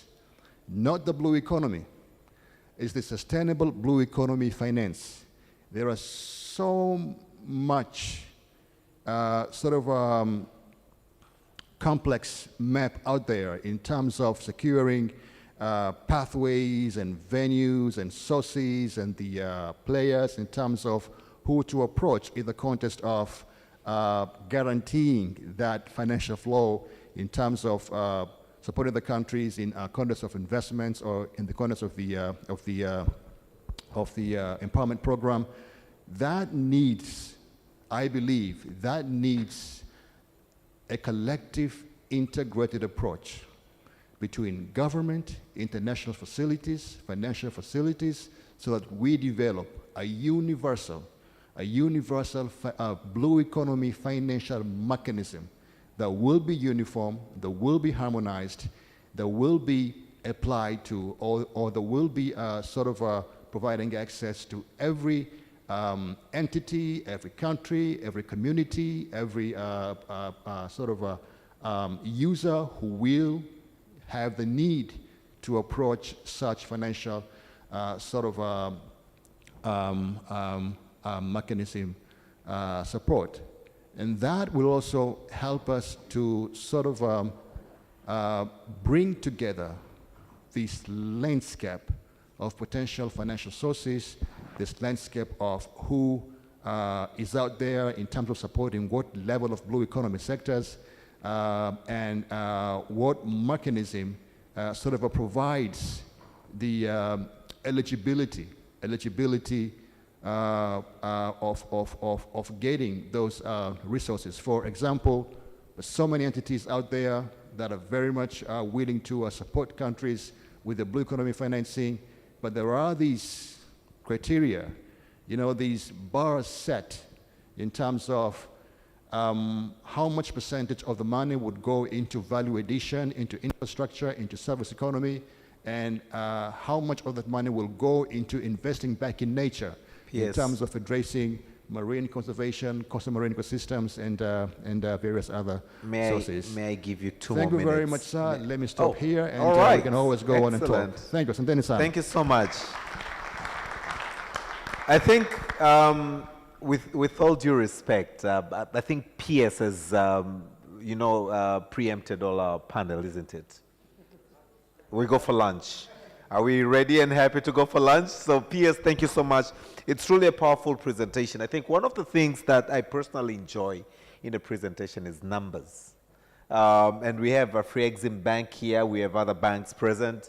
And I mean, in order for you to make a decision to go and invest anywhere, what you want to look first and foremost are the numbers. So from the PS's presentation, now I would like to welcome my panelists to basically contribute a little bit from their own very own experiences, how these numbers truly reflect and how attract more investors into the blue economy. As the PS rightly said, you know, the entire government of Zanzibar, the president of Zanzibar's heart and blood is truly onto the blue economy because it encompasses the entire island. To start with you, Mr. Graham, you heard the presentation very well. We're looking on to increasing the number of tourists to 800,000 in a given year. As the Hotel Association of Zanzibar Executive Chairman, how do we actualize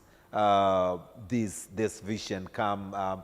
It's anticipated end of 2023, beginning of 2024, but the numbers, the year that has been set is 2025. But how do we actualize that? And just speaking to investors here in different sectors, how do we really actualize 800 tourists in Zanzibar in a given time? Good afternoon.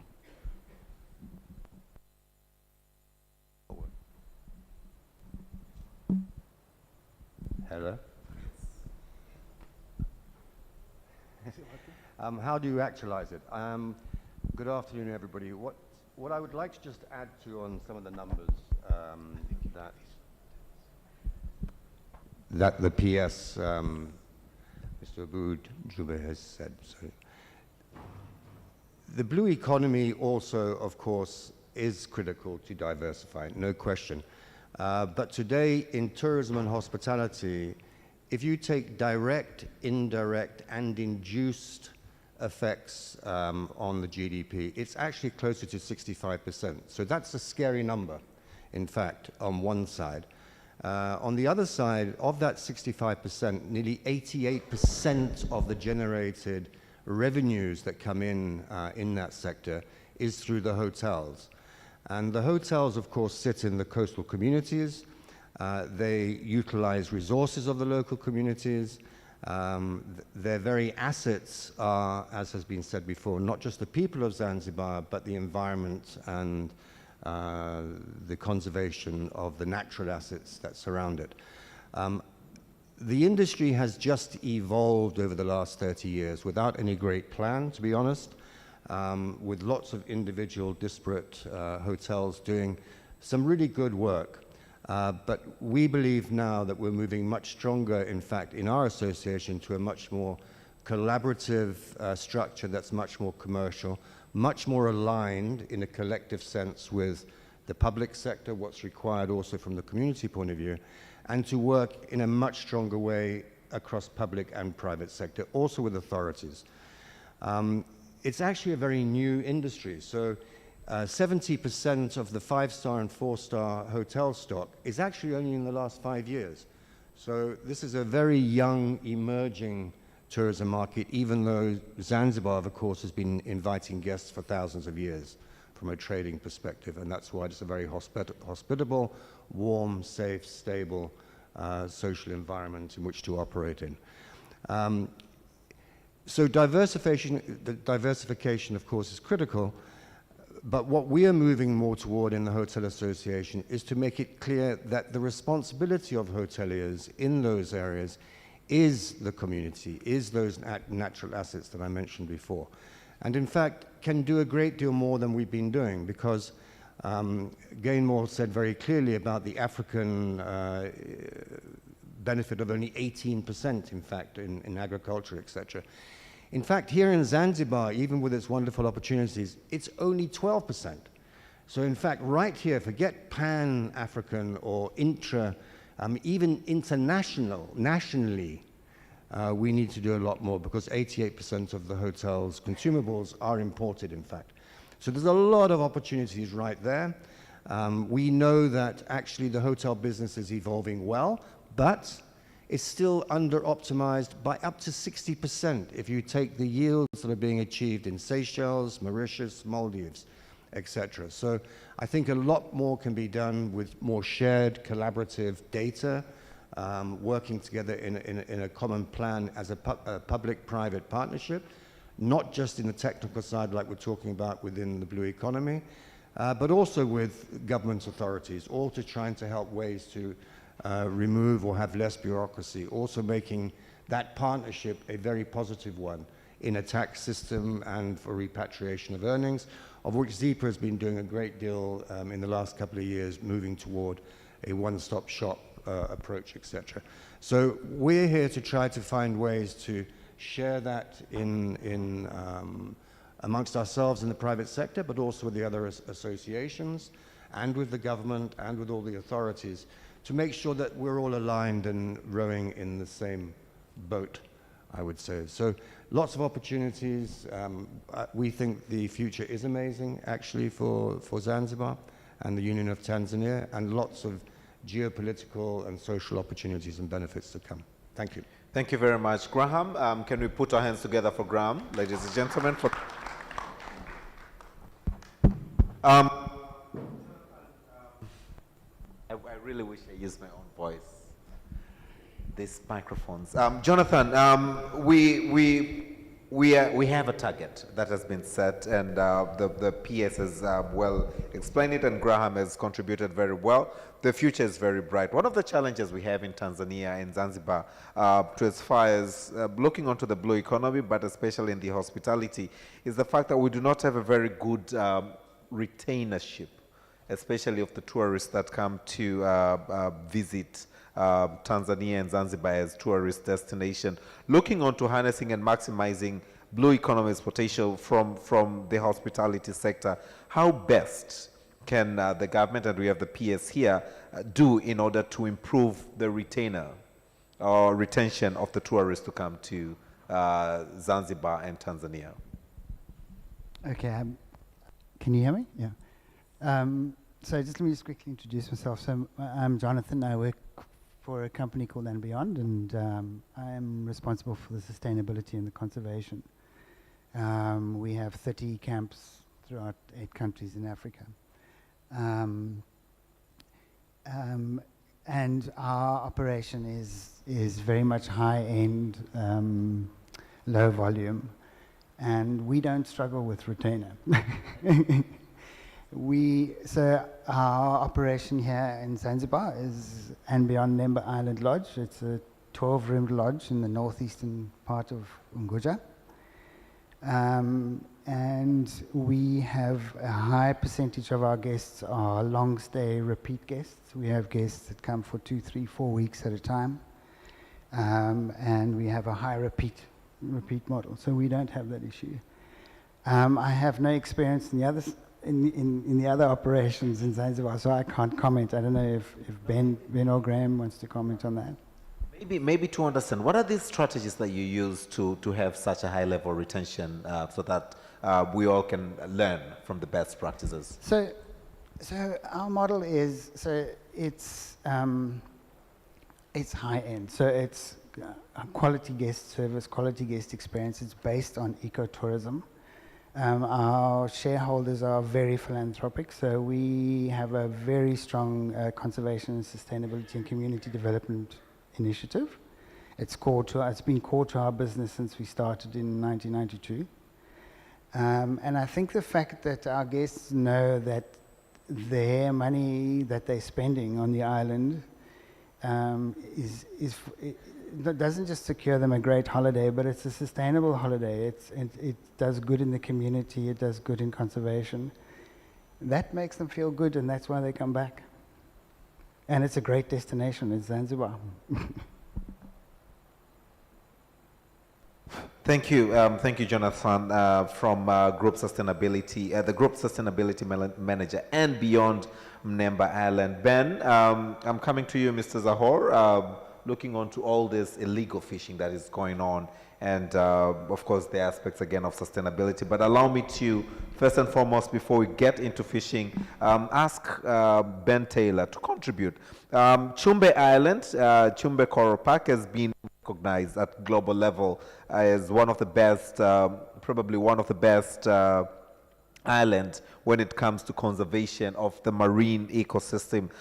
Ben Taylor, we're looking on to harnessing and maximizing Zanzibar's blue economy potential. And Zanzibar, when you speak about coral, when you speak about all this blue economy, we can't overlook the fact that Chumbe Island is contributing and promoting Zanzibar as a tourist destination. Maybe you want to cite some of the examples that you use in conservation, and how does tourism sector, tourism sector in the blue economy look for Zanzibar in the next couple of years? Can you hear me? Yeah. So yes, my name is Ben Taylor. I'm the project manager of Chumbe Island Coral Park. Just to give a very quick background, we're a non-for-profit. We like to call ourselves a project, and the aim of our project is to be a conservation education project, and we use ecotourism, high-end, low-yield, high-end tourism to achieve our goals. And through this, we've got a closed forest reserve, which is protected by the Chumbe Rangers, and we've also got a marine park, both of which are in fantastic condition, and our tourists love it. And also to build on, as Jonathan was saying, we have also a very high return rate of guests. So I think there's something in that when you have a mission that the guests can get on board with, then they're more likely to come back. And we know, for example, from some of our guests, and I think it's exactly the same for Jonathan, some of our guests come to Zanzibar specifically for Chumbe. So I think when you do something well, it doesn't just benefit your own property, but also the wider region that you're in. And your questions on conservation, I think, and this is very fitting now that there's been this policy for the islands. I think the islands are an incredible asset in the marine environment, and also that's not to devalue the forest also and the terrestrial habitat, but the guests want something to do. They're here in Zanzibar. The ones that are not returning, maybe there's not enough activities, and conservation is one of the opportunities there. And I think Zanzibar, with Chumbe, with Anemba, with Jozani, with all these other places, and Pemba being such a beautiful destination, conservation, in my opinion, should be at the forefront of any new developments and also new activities. And obviously, from a Chumbe point of view, the reason that we do the conservation so well is that everything that we do is with conservation at the center. Everything we do is about the education of community members, local fishermen, school groups. And I think also what's really interesting from our point of view is that, most hotels just have the metrics of how many guests they have, how much money they make. But our metrics are also how many researchers do we have, how many school children do we have, how many community members do we have. I think we've crossed over the threshold now of 12,000 community members and school children coming to Chumbe for free. And our reef is in a fantastic state. I can't give numbers or quantifications right now, but we're just doing new assessments. But even last month, we've had 3 big universities coming through to do research or to approach us for research projects. So I think these are things that don't just benefit Chumbe and the taxpayer and the government, but also benefit Zanzibar as a whole. Last year, we did a project with the U.S. Forestry Department, U.S. Forestry Service, whereby we collected plant samples of all the plants on Chumbe. We gave a collection to the Natural History Museum and also to the Forestry Department. This year we've been working with the Marine Conservation Unit at the Ministry of Blue Economy. We try and do a lot, as much as we can, outside of our operations, which is just ecotourism, conservation, and education. So yeah, I don't know if there's more I can say or... Thank you. Research, innovation, again, empowerment. These are some of the things that the PS has highlighted explicitly, and we'll look onto them on the next series of questions. Zahor, when the PS mentioned the current harvest of fisheries from 47,000 metric tons to an anticipated or to a potential of 62 to 65,000 metric tons.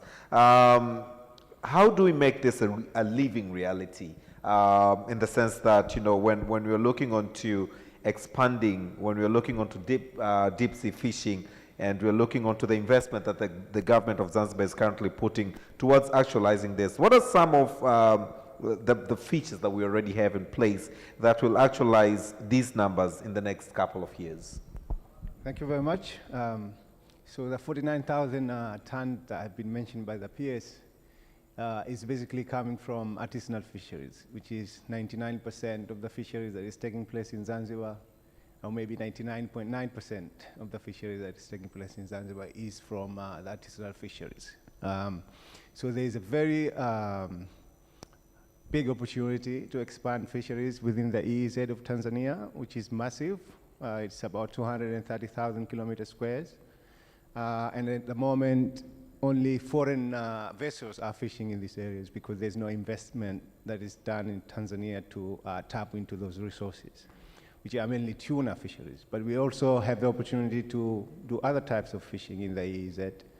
And unfortunately, at the moment, we don't know the resources that are there because in order to determine the type of fisheries that you can establish there other than the tuna fisheries, you have to invest a lot of money because it's a big area. So this is another area that we can look into investing and benefiting in terms of expansion of the fisheries. Thank you very much. PS, maybe in a very brief remark, you also want to add, the government has really embraced the blue economy, and as investors here, we are keen to come and invest in the blue economy in support to the vision that the president has, the vision that the country has. But how is Zanzibar prepared to empower? You've spoken about empowerment, you've spoken about innovation and investment, you've spoken about sustainability. How are we preparing the next generation to actually embrace and look at the opportunities that are being unveiled through the blue economy's potential of Zanzibar? Thank you very much. Currently, what is happening on the ground with the support of the African Development Bank, one of the very great supporters of Blue Economy agenda in Tanzania and especially in Zanzibar, the investment in education, the investment in the innovation, in the infrastructure, in the services that provide or that enhances know-how, knowledge, awareness, driving that vehicle of acceptability towards long-term planning in sustainable blue economy agenda. I have to add the word sustainable blue economy, not just blue economy, not just ocean economy, sustainable blue economy. It needs an investment, and that also requires someone to then invest in innovation, in capacity, in know-how. You have already equipped someone with education and knowledge. Now you have to invest in know-how, in innovation.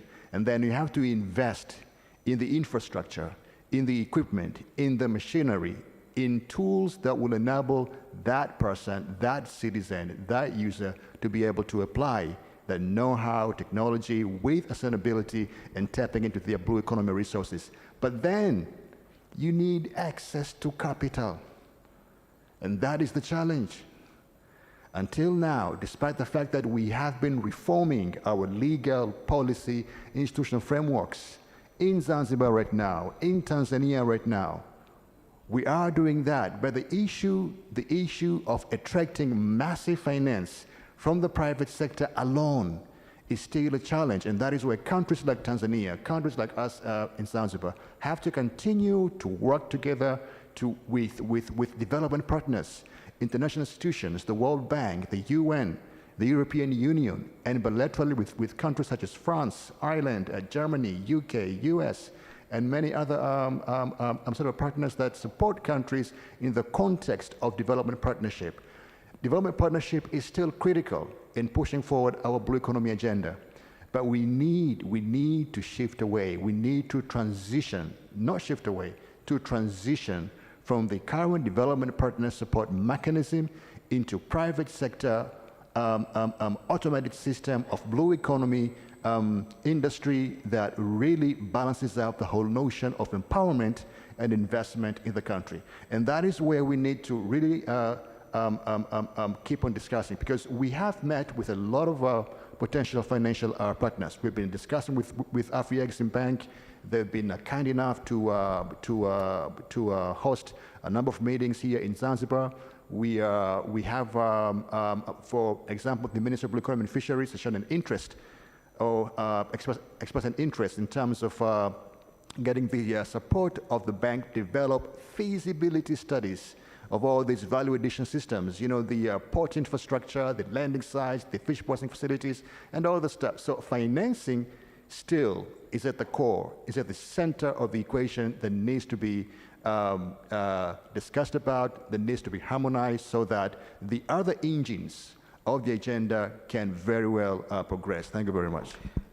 Thank you, Principal Secretary. I'm doing my last three questions to my panelists, and then I will open the floor for you if there's any question from you. Graham, the PS initially mentioned 60% of GDP from the blue economy by the year 2025. From your experience as a very key person from the Hotel Association of Zanzibar and your position, is the environment conducive enough towards achieving this vision, this goal, this objective? Yes, that's a very good question. And what was mentioned is the importance of sharing data and all working on the same page. Definitely numbers like that can be achieved.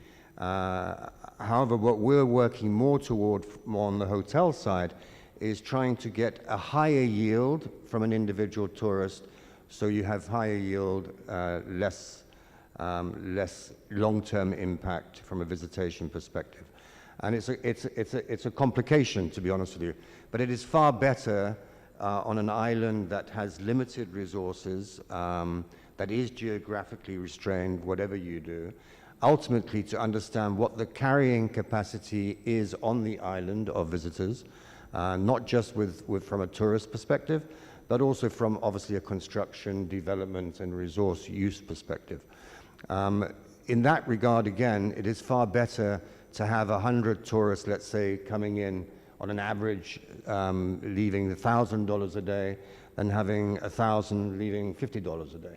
So at some point, there's a tipping point where you have to look at a higher yield. So to answer your question, I'm afraid, not directly, but in an indirect way, the numbers, I think, for Zanzibar are definitely achievable in the long term. Definitely it can be one of the highest yield, in my view, destinations of an island, tropical island in the world. It has all of its natural assets, the addition of heritage, wildlife. To give you an idea, if we use wildlife, because we're just talking Zanzibar, if you take the northern circuit of mainland Tanzania, 32.6% of those safari travelers do a dual destination, safari and a coastal relaxation. Zanzibar has only been able to attract 12.6% of that 32+%. And we know that's $340 million. So actually $360 to $380 million a year goes to Mauritius, Seychelles, Maldives, that actually have their safari in Tanzania.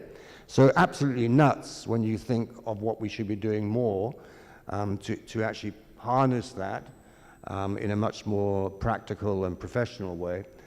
As a private sector, by the way, this is working in a collective to make sure that that lost revenue doesn't go anywhere else. And why would it? Why would somebody take the additional cost of air transport, let alone all the additional visas, et cetera, when right here, their main purpose of travel being safari and then linked to a coastal retreat.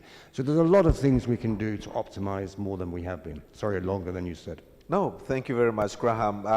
Lots of wisdom coming from that. Jonathan, maybe you want to contribute from where Graham has ended. How then can we use innovation and investment to actually tap onto the remaining people that go from safari or attract them to come to Zanzibar?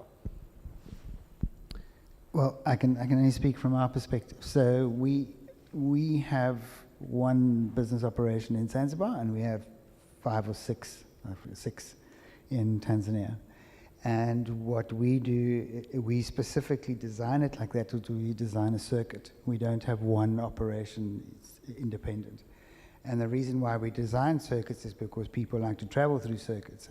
So a vast majority of the guests that go to Nemba Island have been on safari or will be going on safari to a destination. And what we will, and what we also do, so And Beyond is not just a lodge operation, we are also a tour operating company. And so we don't just sell, our tour operating business doesn't just sell our businesses. Actually, a majority of our sales go to other competitors. And so we will design the guest experience about what they want and what their budget is. And through that, we will design a circuit destination.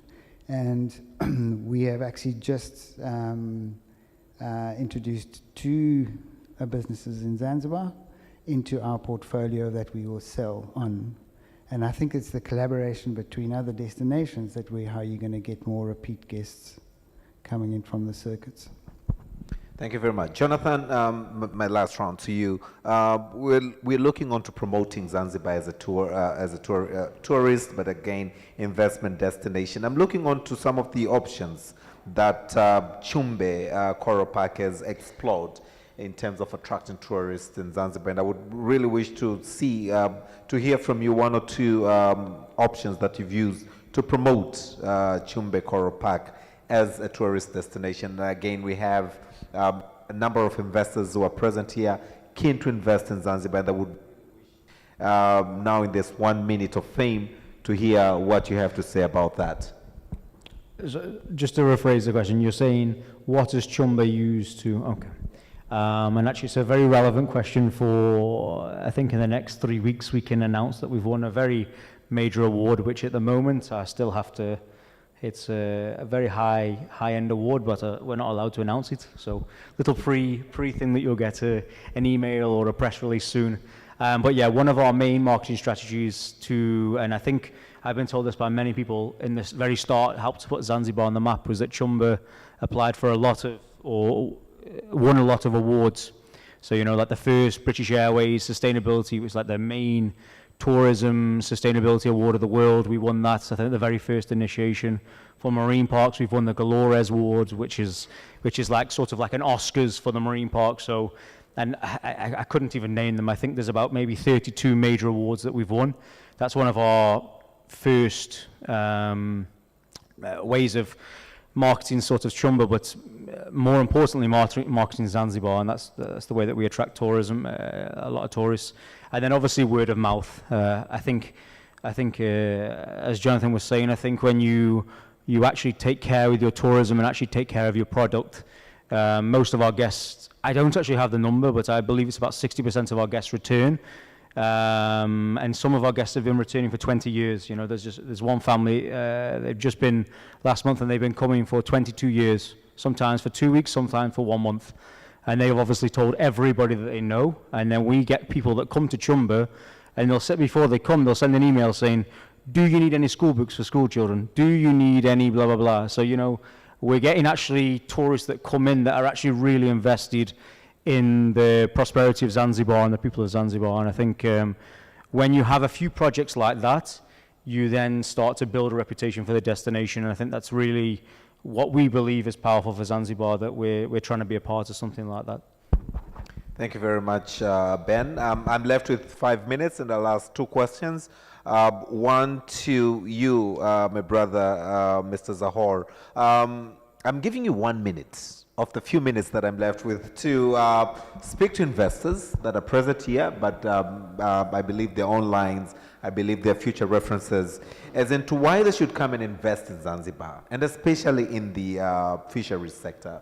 I believe one of your answers will be Zanzibar has more than 650 hotels. So there's demand for fish, not to mention the external market. Other than that, why should we come to invest in Zanzibar, and especially in the fisheries sector? You as an expert, please. Thank you very much. I think it's a very good opportunity for me to do that. As I was saying in my first intervention, deep sea fishing in Tanzania has not been tapped into at all. And this is something I think everybody knows, that tuna especially are considered commodities within the globe. And this is an area that is, can have high returns. I understand the investment in deep sea fishing is also very, very high, but at the same time the returns are very, very high, and they're very much long term. The way that we are moving within the commercial fisheries, especially of tuna fisheries, is that different countries are going to be allocated quotas for the fish, and this is something that we are already in discussions now. So it will be very important in the very near future to tap into this allocation that the country is going to be given. Otherwise, the way that we are going to end up is to have foreign companies coming into our sea, catch our quota, and then send it to their countries. And this is something that the government is trying to counter, so that we can maximize the finances that comes out of this quota. Thank you very much. And Principal Secretary, this is my last question to you.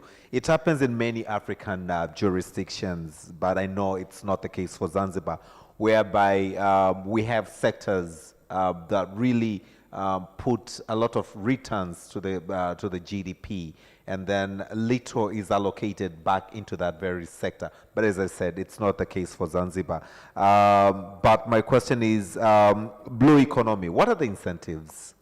Why should the investors present here, and they're keen to come into the blue economy, what are some of the incentives that you would want to entice them to come and invest in the blue economy? And this will be my last question before we close the panel. We are a maritime economy. We are maritime culture. The ocean is in our DNA. Thank you very much. Asante sana, the ocean is in the DNA, and you want to be part of that. You want to have that. Distinguished guests, ladies and gentlemen, I'm gonna give my panelists 1 minute each, or 30 seconds each, to just do their closing remarks, and this will mark the end of the session. I will not have a room for Q&A, unfortunately, but the panelists will be here as we go for lunch. If you want to do any follow-ups, please let's do have lunch with them and do any follow-up questions. So PS will be the last. Ben, to start with you, and PS will be the last. Okay, so yeah, first of all, thank you for giving me and Chumba Island position to speak on this panel. But yeah, I think the important thing I see from the point of view of if I was a potential investor in Zanzibar is the blue economy has been on everybody's tongues for the past, at least since I've been here, the past 2 years. And I think it's really, it's something that's really growing, and there's a real big opportunity in Zanzibar. And I think if anybody is interested in doing something like Chumba, where it's focused on conservation or a more social aspect, please get in touch, and we're always happy to support and share ideas and share some of the things that we've learned. But yeah, thank you very much, and yeah. Over to Jonathan. All right, well, thank you. So I'd like to make 2 comments. The first one is I think just to reiterate what Dr. Jumbe said, is what we need to ensure is that most of the blue economy that we're talking about is all dependent on the marine environment. So we have to ensure that those development is sustainable and that the ecosystems are preserved. Otherwise, everything won't work. And what I would like to comment is I've been working in Zanzibar and conservation for nearly 20 years, and I've been bumping my head for 18. And it's only been in the last 2 years since the ministry has been developed that we have really made, as for private sector in conservation, we have had unbelievable support, and I'd really like to thank the ministry and the PS for that.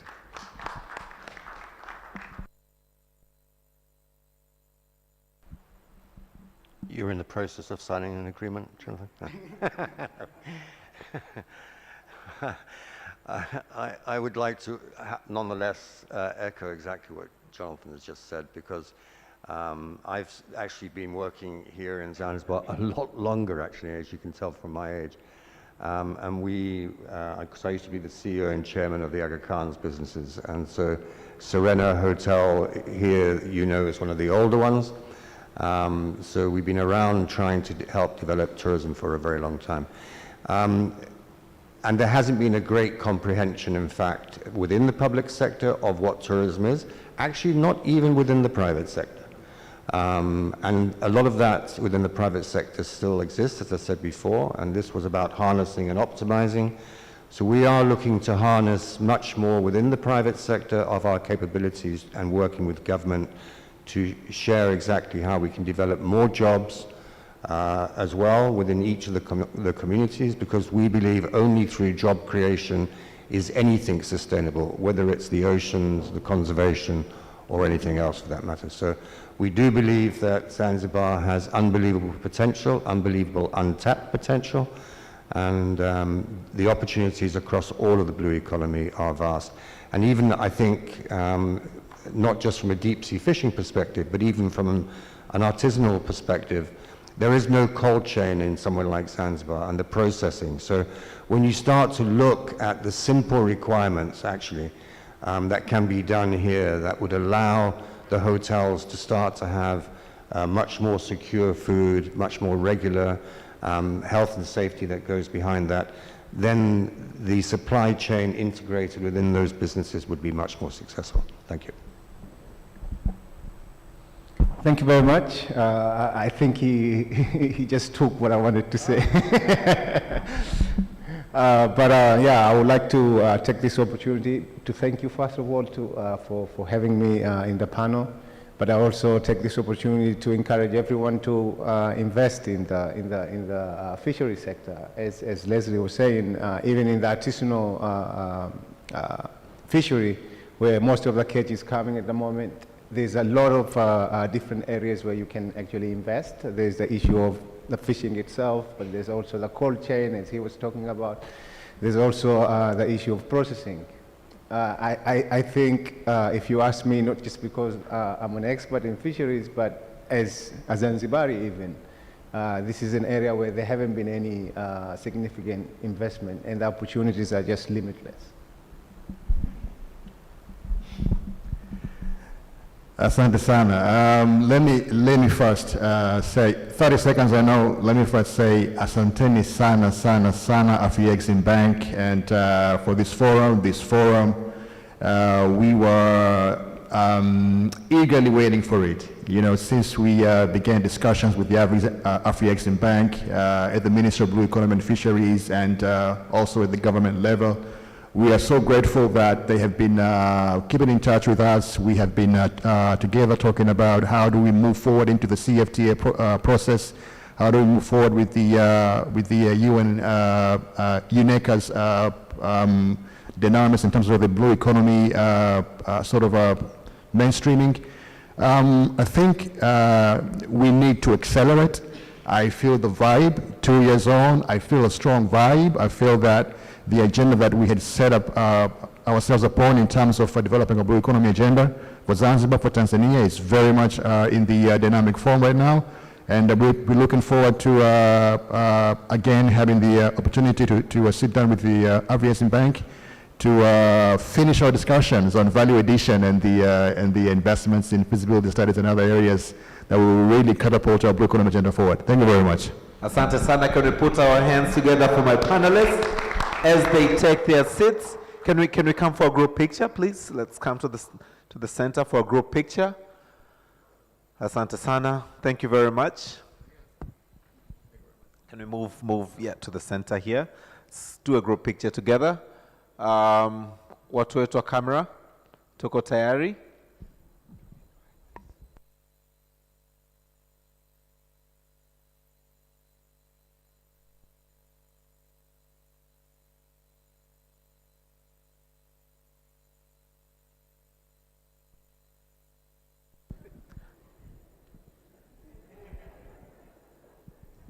Sana.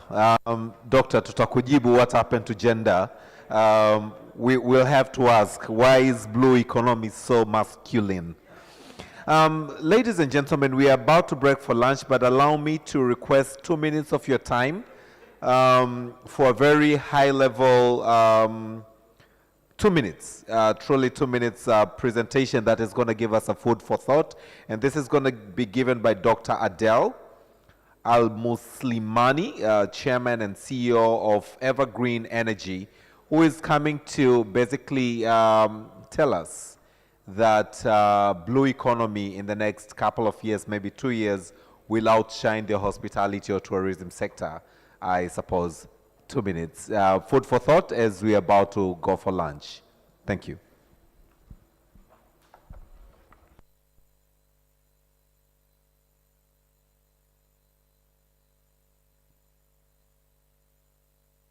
Okay. Hello, ladies and gentlemen. First of all, actually, my company is not Evergreen Energy. It's Evergreen Aquaculture, Evergreen Egypt United. First, to introduce myself and my company. My name is Dr. Adel Al-Muslimani, Chairman and CEO of Evergreen Aquaculture. Let me introduce Evergreen Aquaculture. Our company actually is #1 in Africa.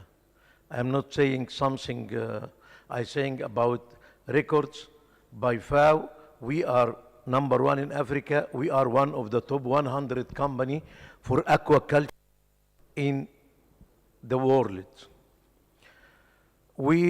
Before 2 months, actually, I visit Zanzibar, and I got the honor to meet His Excellency, Dr. Hussein Ali Mwani, the President of Zanzibar.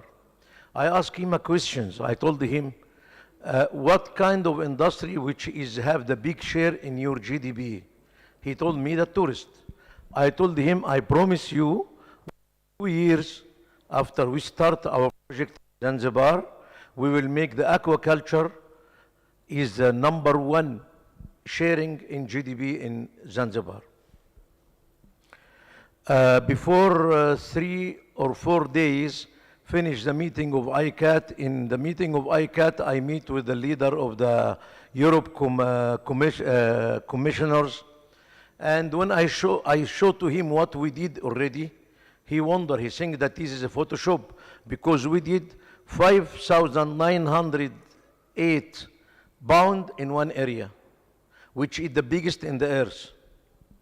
The biggest in the earth. You can open Google Map and write Al-Fayruz aquaculture. You find 5,908 with each pound is 2 hectare. Is 20 hectare. All that we did in the Mediterranean Sea actually, and we come today. We came, I and my partner, the CEO, Mr. Mu'taz. He came from America. I came from Portugal to come to this meeting actually because we want to show that when we promise, we have to do. Before we continue talking about the aquaculture, I would like to show you a very short movie about Evergreen. And then I will show all of you what the design we did already for the aquaculture investment and project in Zanzibar. So please, you can show the video, please.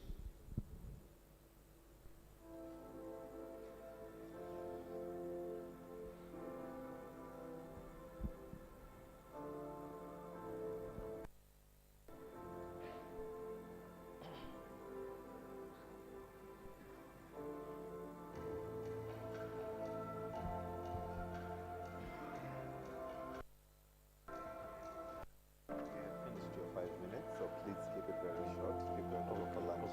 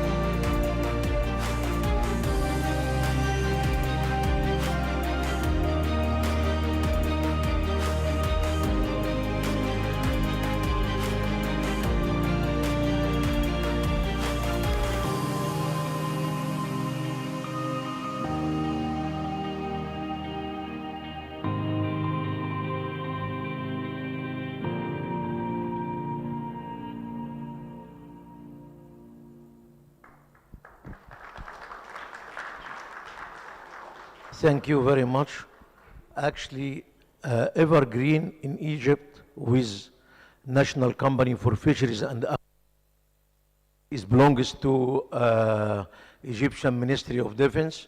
We decided to make a consortium to start some investment in Zanzibar to develop the aquaculture in Zanzibar. Because we believe that the real future for all Africa should be by African hands. This one thing. Second, we actually gave the promise to the government in Zanzibar and to do. So I will let you see in only 2 or 3 minutes, not more, what the design we already arranged for invest in Zanzibar. Please also let you see without any talking. Thank you very much.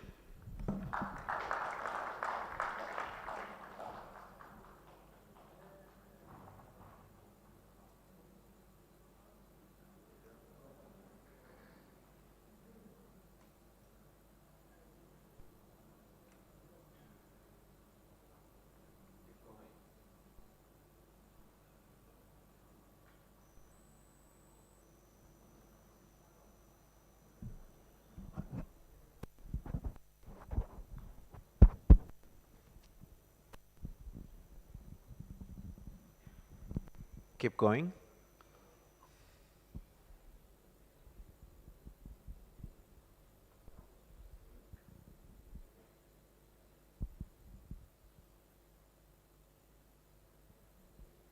Keep going.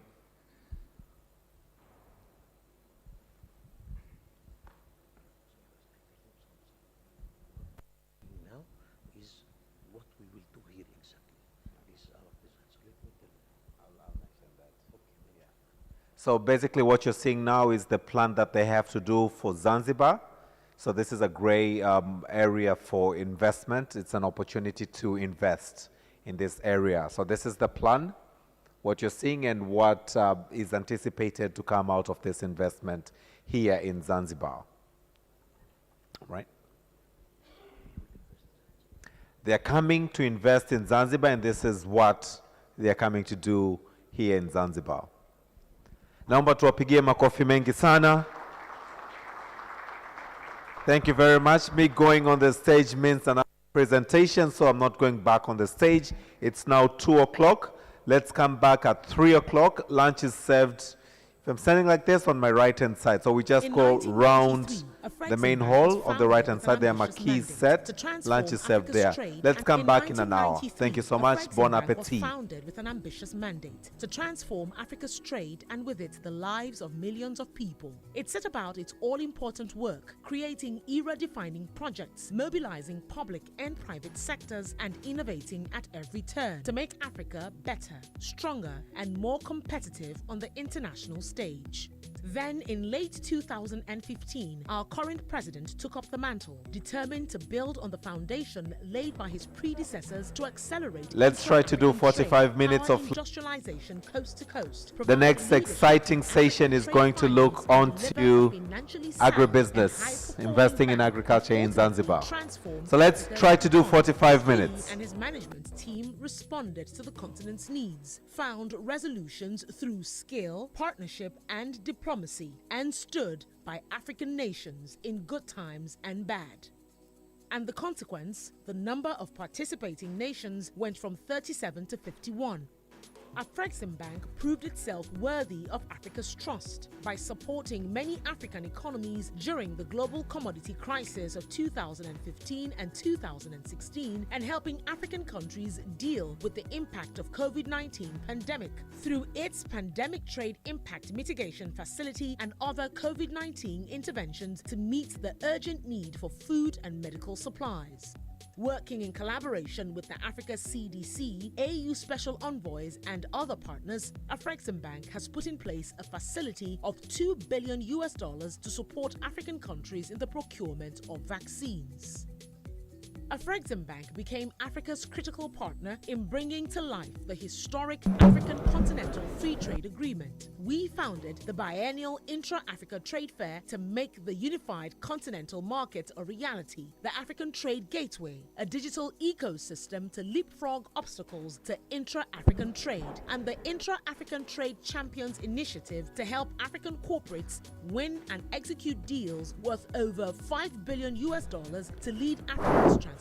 Please, let's go for lunch. The time has been shortened. 45 minutes. Let's go for lunch. And medium-sized enterprises, and in just the last 2 years, the bank has financed new manufacturing capacities worth over $1 billion. Afreximbank is also helping to transform Africa's industrial landscape by financing the development of industrial parks, special economic zones, and the creation of manufacturing capacities, creating an enabling environment for the smooth conduct of intra-African trade through the development of Africa Quality Assurance. The session after lunch will be looking onto the opportunities of operating in Zanzibar's tourism and real estate sector. Challenges and opportunities of operating in Zanzibar's tourism and real estate sector. This session will commence shortly after lunch. So let's do lunch and come back for this wonderful session. As of December 2020, we have onboarded 448 African banks, with 128 of them already participating in AFTRAF, Afreximbank's trade facilitation program. Afreximbank's trade finance related disbursements in 2020 hit $10.9 billion, narrowing Africa's trade finance gap by 13%. The lives of Africa's 1.2 billion people are being transformed steadily every day in so many ways, creating millions of jobs through our financing programs and investments in industrial infrastructure such as the Gabon Special Economic Zone Mineral Port, increasing port volumes from 1.7 metric tons to over 5.4 metric tons, improving medical care in Liberia thanks to Afreximbank's ultra-modern medical facility, and bringing hope to isolated communities in South Sudan through improved access to clean energy. Through these and many more projects, and in pursuit of our continental mission, we did not compromise on financial performance and soundness. From 2015 to 2020, our net income almost tripled from $125 million to $351 million. Total assets and guarantees rose from $7.6 billion to $20.4 billion. The aggregate dividends declared to shareholders was $360 million. And for the first time in 2019 and again in 2020, the bank's revenues exceeded $1 billion. Whatever the future holds, Afreximbank will be ready to rise to the challenge, inspired by its mandate and its renewed commitments from African governments, determined to succeed, resolute in our commitment to foster an integrated continent with a strong industrial base serving the world's largest contiguous single market. The journey continues. To discover more, join us on our journey. Visit us at www.afreximbank.com.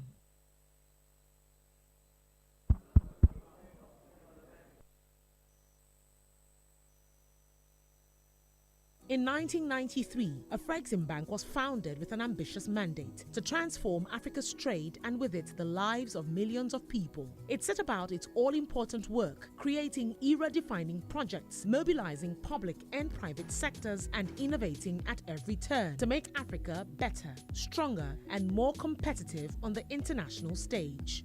Then, in late 2015, our current president took up the mantle, determined to build on the foundation laid by his predecessors to accelerate intra-African trade, power industrialization coast to coast, provide leadership in African trade finance, and deliver a financially sound and high-performing bank, and ultimately transform Africa's economies. He and his management team responded to the continent's needs, found resolutions through skill, partnership, and diplomacy, and stood by African nations in good times and bad. And the consequence, the number of participating nations went from 37 to 51. Afreximbank proved itself worthy of Africa's trust by supporting many African economies during the global commodity crisis of 2015 and 2016 and helping African countries deal with the impact of COVID-19 pandemic through its Pandemic Trade Impact Mitigation Facility and other COVID-19 interventions to meet the urgent need for food and medical supplies. Working in collaboration with the Africa CDC, AU Special Envoys and other partners, Afreximbank has put in place a facility of $2 billion to support African countries in the procurement of vaccines. Afreximbank became Africa's critical partner in bringing to life the historic African Continental Free Trade Agreement. We founded the biennial Intra-Africa Trade Fair to make the unified continental market a reality, the African Trade Gateway, a digital ecosystem to leapfrog obstacles to intra-African trade, and the Intra-African Trade Champions Initiative to help African corporates win and execute deals worth over $5 billion to lead Africa's transformation. In this same period, we expanded access to trade-related infrastructure, increased support for small and medium-sized enterprises, and in just the last 2 years, the bank has financed new manufacturing capacities worth over $1 billion. Afreximbank is also helping to transform Africa's industrial landscape by financing the development of industrial parks, special economic zones, and the creation of manufacturing capacities, creating an enabling environment for the smooth conduct of intra-Africa trade through the development of Africa Quality Assurance Centers in various regions, and leading the initiative to promote medical tourism within Africa by championing the construction of the Africa Medical Center of Excellence, which would directly impact approximately $20 billion annually in external payments for medical services. Afreximbank today leads the way as Africa's foremost trade finance institution. As at December 2020, we have onboarded 448 African banks, with 128 of them already participating in AFTRAF, Afreximbank's trade facilitation program. Afreximbank's trade finance related disbursements in 2020 hit $10.9 billion, narrowing Africa's trade finance gap by 13%. The lives of Africa's 1.2 billion people are being transformed steadily every day in so many ways, creating millions of jobs through our financing programs and investments in industrial infrastructure such as the Gabon Special Economic Zone Mineral Port, increasing port volumes from 1.7 metric tons to over 5.4 metric tons, improving medical care in Liberia thanks to Afreximbank's ultra-modern medical facility, and bringing hope to isolated communities in South Sudan through improved access to clean energy. Through these and many more projects, and in pursuit of our continental mission, we did not compromise on financial performance and soundness. From 2015 to 2020, our net income almost tripled from $125 million to $351 million. Total assets and guarantees rose from $7.6 billion to $20.4 billion. The aggregate dividends declared to shareholders was $360 million. And for the first time in 2019 and again in 2020, the bank's revenues exceeded $1 billion. Whatever the future holds, Afreximbank will be ready to rise to the challenge, inspired by its mandate and its renewed commitments from African governments, determined to succeed, resolute in our commitments to foster an integrated continent with a strong industrial base serving the world's largest contiguous single market. The journey continues. To discover more, join us on our journey. Visit us at www.afreximbank.com.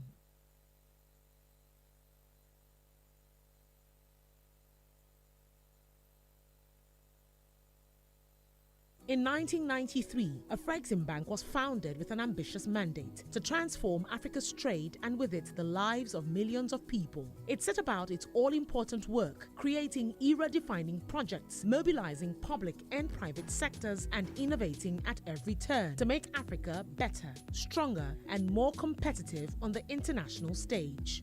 Then, in late 2015, our current president took up the mantle, determined to build on the foundation laid by his predecessors to accelerate intra-African trade, power industrialization coast to coast, provide leadership in African trade finance, and deliver a financially sound and high-performing bank, and ultimately transform Africa's economies. He and his management team responded to the continent's needs, found resolutions through skill, partnership, and diplomacy, and stood by African nations in good times and bad. And the consequence, the number of participating nations went from 37 to 51.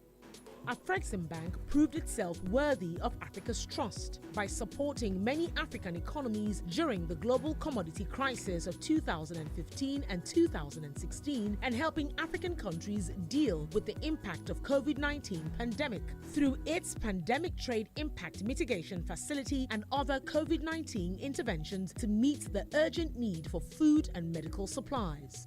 Working in collaboration with the Africa CDC, AU Special Envoys, and other partners, Afreximbank has put in place a facility of $2 billion to support African countries in the procurement of vaccines. Afreximbank became Africa's critical partner in bringing to life the historic African Continental Free Trade Agreement. We founded the biennial Intra-Africa Trade Fair to make the unified continental market a reality, the African Trade Gateway, a digital ecosystem to leapfrog obstacles to intra-African trade, and the Intra-African Trade Champions Initiative to help African corporates win and execute deals worth over $5 billion to lead Africa's transformation. In this same period, we expanded access to trade-related infrastructure, increased support for small and medium-sized enterprises, and in just the last 2 years, the bank has financed new manufacturing capacities worth over $1 billion. Afreximbank is also helping to transform Africa's industrial landscape by financing the development of industrial parks, special economic zones, and the creation of manufacturing capacities, creating an enabling environment for the smooth conduct of intra-Africa trade through the development of Africa Quality Assurance Centers in various regions, and leading the initiative to promote medical tourism within Africa by championing the construction of the Africa Medical Center of Excellence, which would directly impact approximately $20 billion annually in external payments for medical services.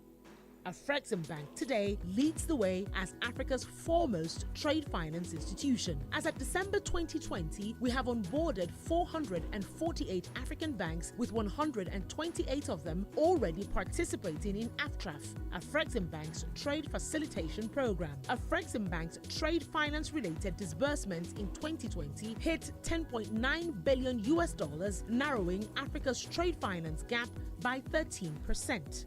The lives of Africa's 1.2 billion people are being transformed steadily every day in so many ways, creating millions of jobs through our financing programs and investments in industrial infrastructure such as the Gabon Special Economic Zone Mineral Port, increasing port volumes from 1.7 metric tons to over 5.4 metric tons, improving medical care in Liberia thanks to Afreximbank's ultra-modern medical facility, and bringing hope to isolated communities in South Sudan through improved access to clean energy. Through these and many more projects, and in pursuit of our continental mission, we did not compromise on financial performance and soundness. From 2015 to 2020, our net income almost tripled from $125 million to $351 million. Total assets and guarantees rose from $7.6 billion to $20.4 billion. The aggregate dividends declared to shareholders was $360 million. And for the first time in 2019 and again in 2020, the bank's revenues exceeded $1 billion.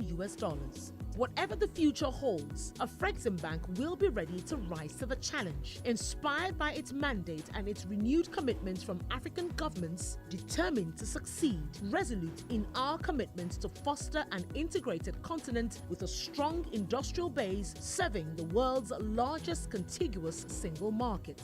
The journey continues. To discover more, join us on our journey Visit us at www.afreximbank.com.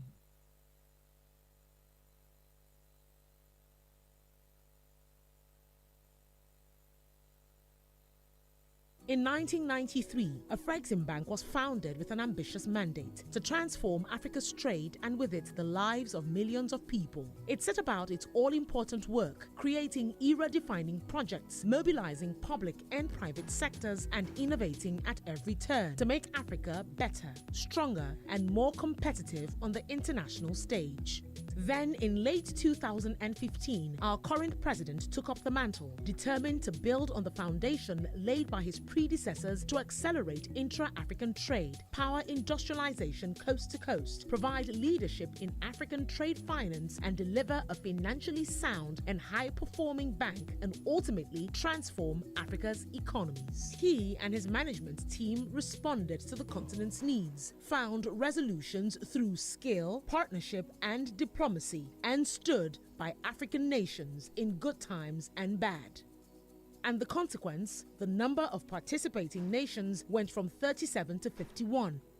Afreximbank proved itself worthy of Africa's trust by supporting many African economies during the global commodity crisis of 2015 and 2016 and helping African countries deal with the impact of COVID-19 pandemic through its Pandemic Trade Impact Mitigation Facility and other COVID-19 interventions to meet the urgent need for food and medical supplies.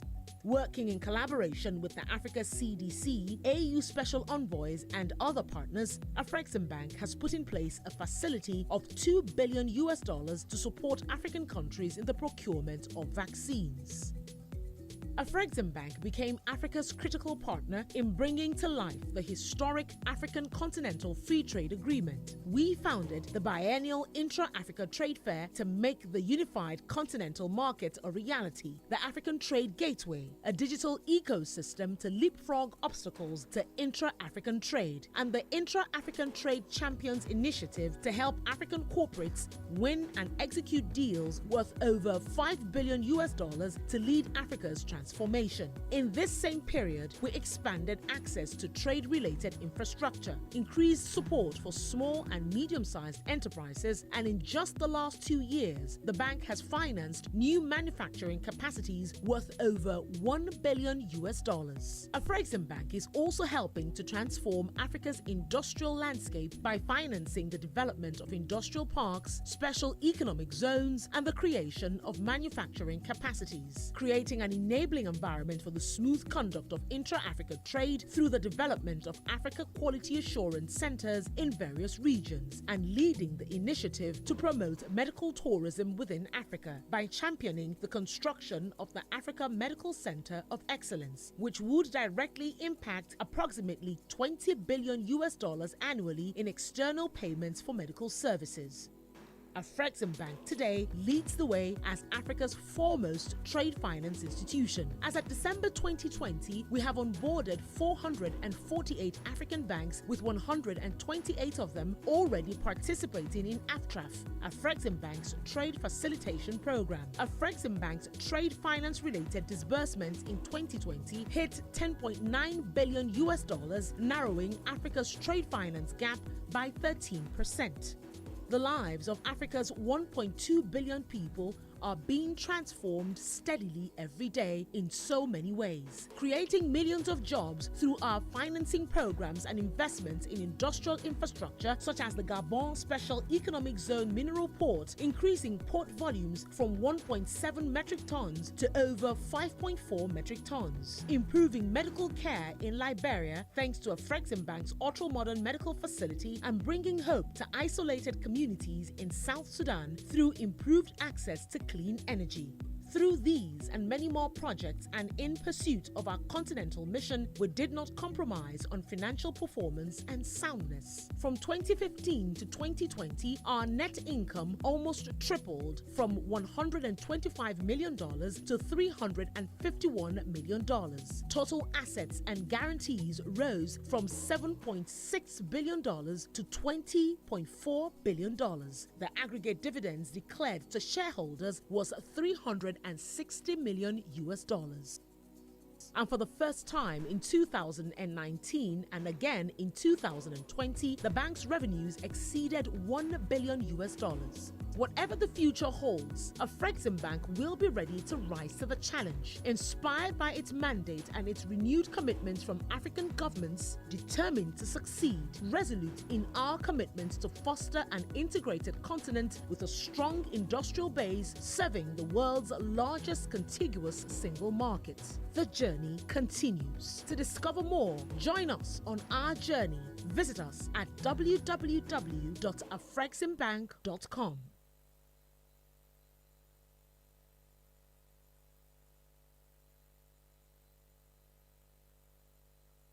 In 1993, Afreximbank was founded with an ambitious mandate to transform Africa's trade and with it the lives of millions of people. It set about its all-important work, creating era-defining projects, mobilizing public and private sectors and innovating at every turn to make Africa better, stronger and more competitive on the international stage. Then, in late 2015, our current president took up the mantle, determined to build on the foundation laid by his predecessors to accelerate intra-African trade, power industrialization coast to coast, provide leadership in African trade finance, and deliver a financially sound and high-performing bank, and ultimately transform Africa's economies. He and his management team responded to the continent's needs, found resolutions through skill, partnership, and diplomacy, and stood by African nations in good times and bad. And the consequence, the number of participating nations went from 37 to 51. Afreximbank proved itself worthy of Africa's trust by supporting many African economies during the global commodity crisis of 2015 and 2016 and helping African countries deal with the impact of COVID-19 pandemic through its Pandemic Trade Impact Mitigation Facility and other COVID-19 interventions to meet the urgent need for food and medical supplies. Working in collaboration with the Africa CDC, AU Special Envoys and other partners, Afreximbank has put in place a facility of $2 billion to support African countries in the procurement of vaccines. Afreximbank became Africa's critical partner in bringing to life the historic African Continental Free Trade Agreement. We founded the biennial Intra-Africa Trade Fair to make the unified continental market a reality, the African Trade Gateway, a digital ecosystem to leapfrog obstacles to intra-African trade, and the Intra-African Trade Champions Initiative to help African corporates win and execute deals worth over $5 billion to lead Africa's transformation. In this same period, we expanded access to trade-related infrastructure, increased support for small and medium-sized enterprises, and in just the last 2 years, the bank has financed new manufacturing capacities worth over $1 billion. Afreximbank is also helping to transform Africa's industrial landscape by financing the development of industrial parks, special economic zones, and the creation of manufacturing capacities, creating an enabling environment for the smooth conduct of intra-Africa trade through the development of Africa Quality Assurance Centers in various regions, and leading the initiative to promote medical tourism within Africa by championing the construction of the Africa Medical Center of Excellence, which would directly impact approximately $20 billion annually in external payments for medical services. Afreximbank today leads the way as Africa's foremost trade finance institution. As at December 2020, we have onboarded 448 African banks, with 128 of them already participating in AFTRAF, Afreximbank's trade facilitation program. Afreximbank's trade finance-related disbursements in 2020 hit $10.9 billion, narrowing Africa's trade finance gap by 13%. The lives of Africa's 1.2 billion people are being transformed steadily every day in so many ways, creating millions of jobs through our financing programs and investments in industrial infrastructure such as the Gabon Special Economic Zone Mineral Port, increasing port volumes from 1.7 metric tons to over 5.4 metric tons, improving medical care in Liberia thanks to Afreximbank's ultra-modern medical facility, and bringing hope to isolated communities in South Sudan through improved access to clean energy. Through these and many more projects and in pursuit of our continental mission, we did not compromise on financial performance and soundness. From 2015 to 2020, our net income almost tripled from $125 million to $351 million. Total assets and guarantees rose from $7.6 billion to $20.4 billion. The aggregate dividends declared to shareholders was $360 million US. And for the first time in 2019 and again in 2020, the bank's revenues exceeded $1 billion US. Whatever the future holds, Afreximbank will be ready to rise to the challenge, inspired by its mandate and its renewed commitments from African governments, determined to succeed, resolute in our commitment to foster an integrated continent with a strong industrial base serving the world's largest contiguous single market. The journey continues. To discover more, join us on our journey. Visit us at www.afreximbank.com.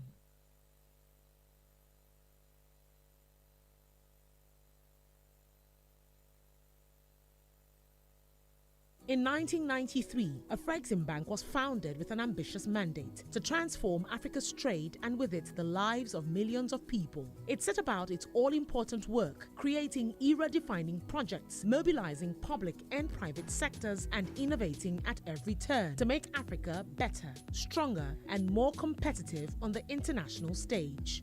Then, in late 2015, our current president took up the mantle, determined to build on the foundation laid by his predecessors to accelerate intra-African trade, power industrialization coast to coast, provide leadership in African trade finance, and deliver a financially sound and high-performing bank, and ultimately transform Africa's economies. He and his management team responded to the continent's needs, found resolutions through skill, partnership, and diplomacy, and stood by African nations in good times and bad. And the consequence, the number of participating nations went from 37 to 51. Afreximbank proved itself worthy of Africa's trust by supporting many African economies during the global commodity crisis of 2015 and 2016 and helping African countries deal with the impact of COVID-19 pandemic through its Pandemic Trade Impact Mitigation Facility and other COVID-19 interventions to meet the urgent need for food and medical supplies. Working in collaboration with the Africa CDC, AU Special Envoys and other partners, Afreximbank has put in place a facility of $2 billion US to support African countries in the procurement of vaccines. Afreximbank became Africa's critical partner in bringing to life the historic African Continental Free Trade Agreement. We founded the biennial Intra-Africa Trade Fair to make the unified continental market a reality, the African Trade Gateway, a digital ecosystem to leapfrog obstacles to intra-African trade, and the Intra-African Trade Champions Initiative to help African corporates win and execute deals worth over $5 billion US to lead Africa's transformation. In this same period, we expanded access to trade-related infrastructure, increased support for small and medium-sized enterprises, and in just the last 2 years, the bank has financed new manufacturing capacities worth over $1 billion US. Afreximbank is also helping to transform Africa's industrial landscape by financing the development of industrial parks, special economic zones, and the creation of manufacturing capacities, creating an enabling environment for the smooth conduct of intra-Africa trade through the development of Africa Quality Assurance Centers in various regions, and leading the initiative to promote medical tourism within Africa by championing the construction of the Africa Medical Center of Excellence, which would directly impact approximately $20 billion US annually in external payments for medical services. Afreximbank today leads the way as Africa's foremost trade finance institution. As at December 2020, we have onboarded 448 African banks, with 128 of them already participating in AFTRAF, Afreximbank's trade facilitation program. Afreximbank's trade finance-related disbursements in 2020 hit $10.9 billion US, narrowing Africa's trade finance gap by 13%. The lives of Africa's 1.2 billion people are being transformed steadily every day in so many ways, creating millions of jobs through our financing programs and investments in industrial infrastructure such as the Gabon Special Economic Zone Mineral Port, increasing port volumes from 1.7 metric tons to over 5.4 metric tons, improving medical care in Liberia thanks to Afreximbank's ultra-modern medical facility, and bringing hope to isolated communities in South Sudan through improved access to clean energy. Through these and many more projects and in pursuit of our continental mission, we did not compromise on financial performance and soundness. From 2015 to 2020, our net income almost tripled from $125 million to $351 million. Total assets and guarantees rose from $7.6 billion to $20.4 billion. The aggregate dividends declared to shareholders was $360 million US. And for the first time in 2019 and again in 2020, the bank's revenues exceeded $1 billion US. Whatever the future holds, Afreximbank will be ready to rise to the challenge, inspired by its mandate and its renewed commitments from African governments, determined to succeed, resolute in our commitments to foster an integrated continent with a strong industrial base serving the world's largest contiguous single market. The journey continues. To discover more, join us on our journey. Visit us at www.afreximbank.com.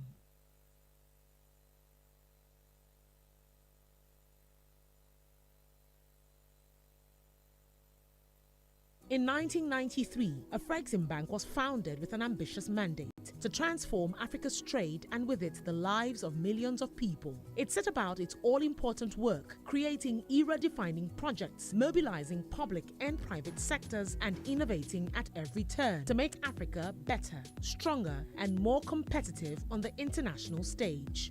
Then, in late 2015, our current president took up the mantle, determined to build on the foundation laid by his predecessors to accelerate intra-African trade, power industrialization coast to coast, provide leadership in African trade finance, and deliver a financially sound and high-performing bank, and ultimately transform Africa's economies. He and his management team responded to the continent's needs, found resolutions through skill, partnership, and diplomacy, and stood by African nations in good times and bad.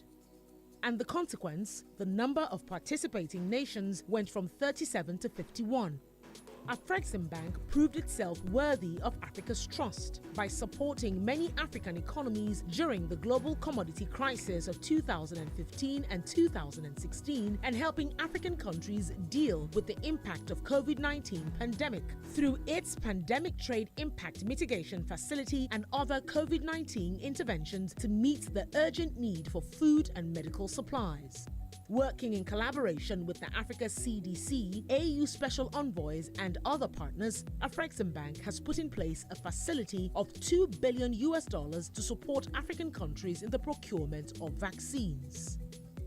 Afreximbank became Africa's critical partner in bringing to life the historic African Continental Free Trade Agreement. We founded the biennial Intra-Africa Trade Fair to make the unified continental market a reality, the African Trade Gateway, a digital ecosystem to leapfrog obstacles to intra-African trade, and the Intra-African Trade Champions Initiative to help African corporates win and execute deals worth over $5 billion to lead Africa's transformation.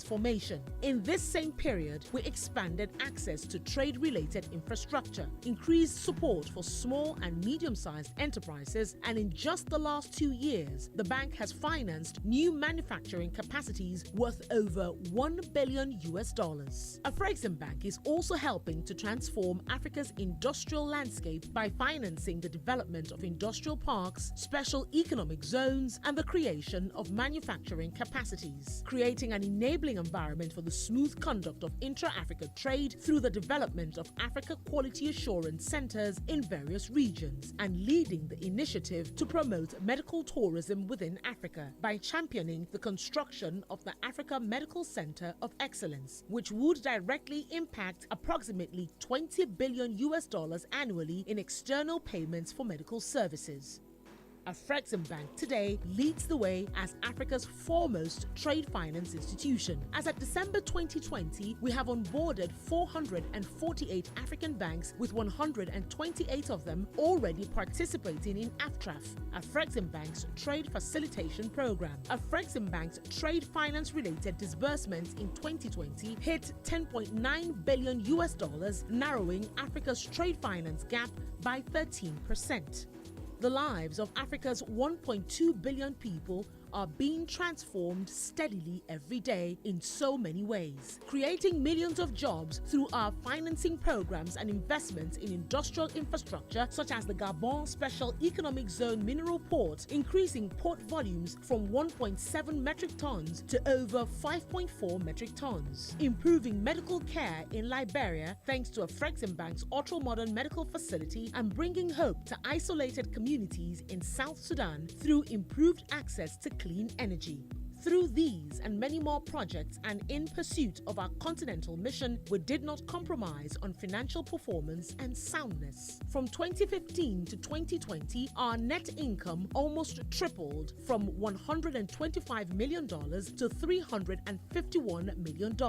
Total assets and guarantees rose from $7.6 billion to $20.4 billion. The aggregate dividends declared to shareholders was $360 million. And for the first time in 2019 and again in 2020, the bank's revenues exceeded $1 billion.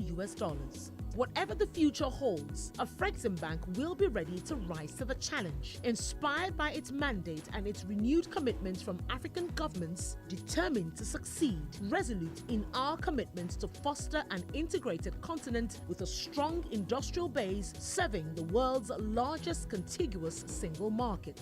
The journey continues. To discover more, join us on our journey. Visit us at www.afreximbank.com.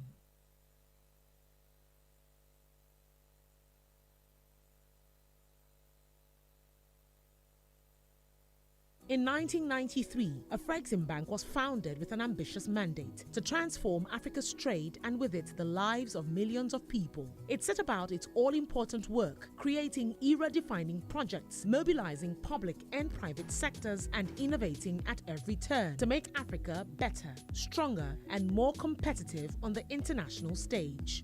Then, in late 2015, our current president took up the mantle, determined to build on the foundation laid by his predecessors to accelerate intra-African trade, power industrialization coast to coast, provide leadership in African trade finance, and deliver a financially sound and high-performing bank, and ultimately transform Africa's economies. He and his management team responded to the continent's needs, found resolutions through skill, partnership, and diplomacy, and stood by African nations in good times and bad. And the consequence, the number of participating nations went from 37 to 51.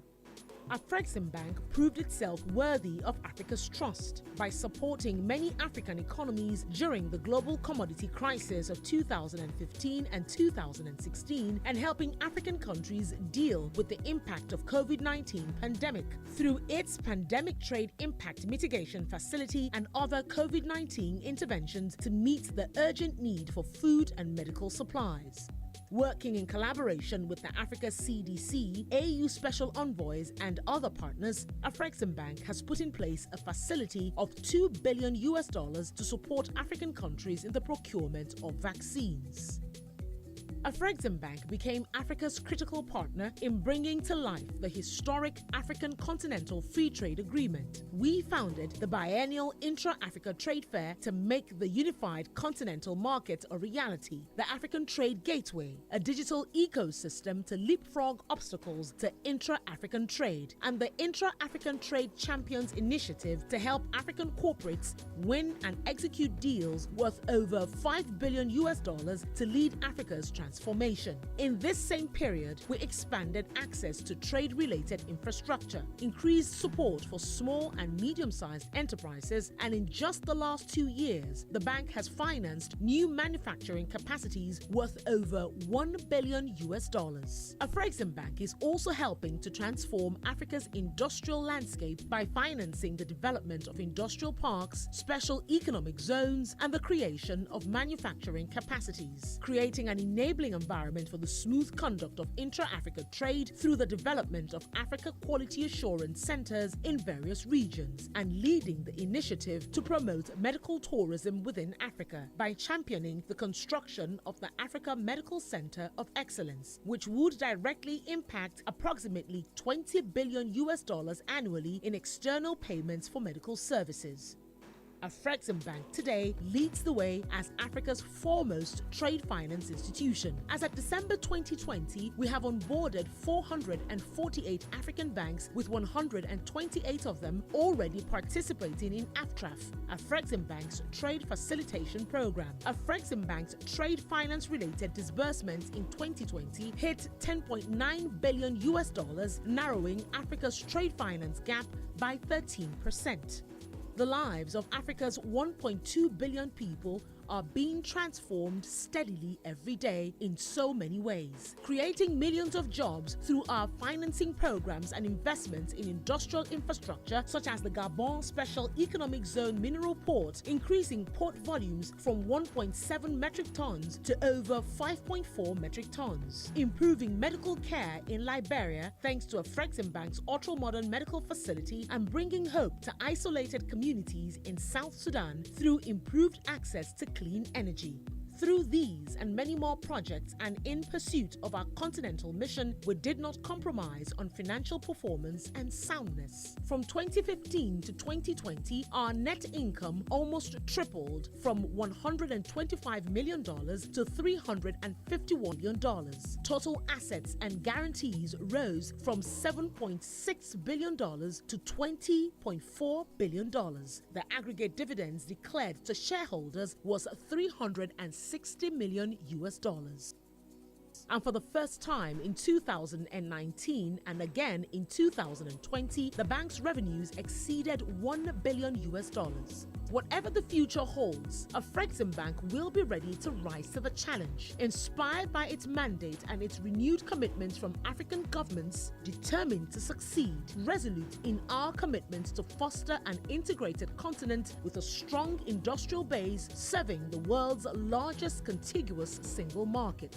The journey continues. To discover more, join us on our journey. Visit us at www.afreximbank.com.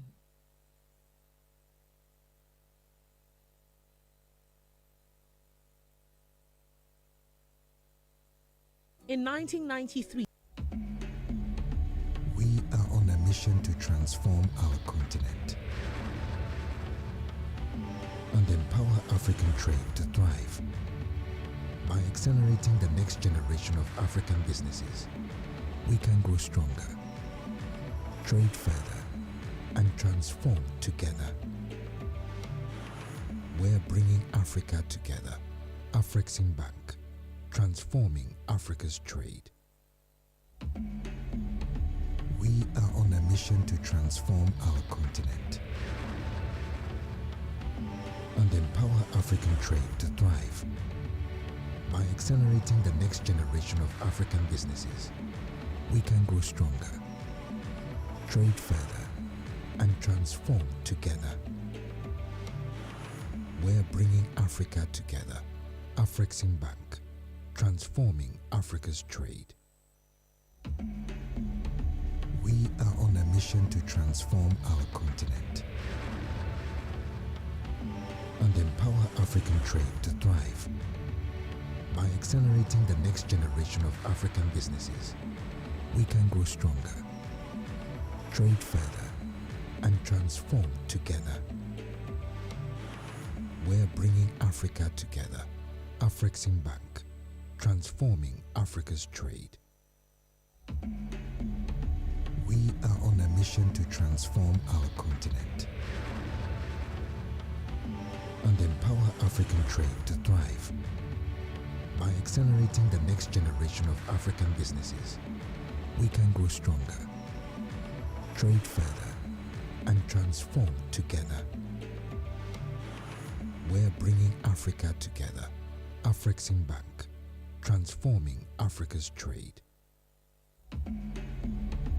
We are on a mission to transform our continent and empower African trade to thrive. By accelerating the next generation of African businesses, we can grow stronger, trade further, and transform together. We're bringing Africa together. Afrexim Bank, transforming Africa's trade.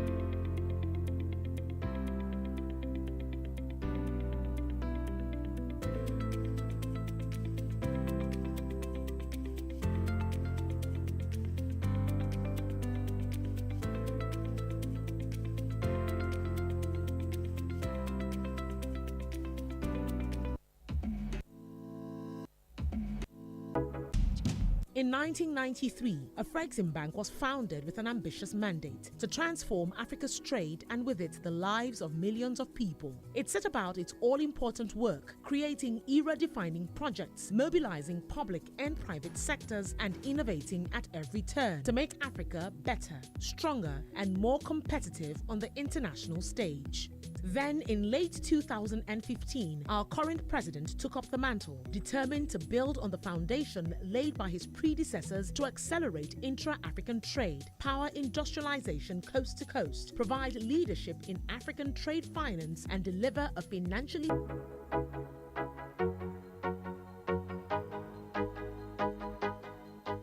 Introducing PAP.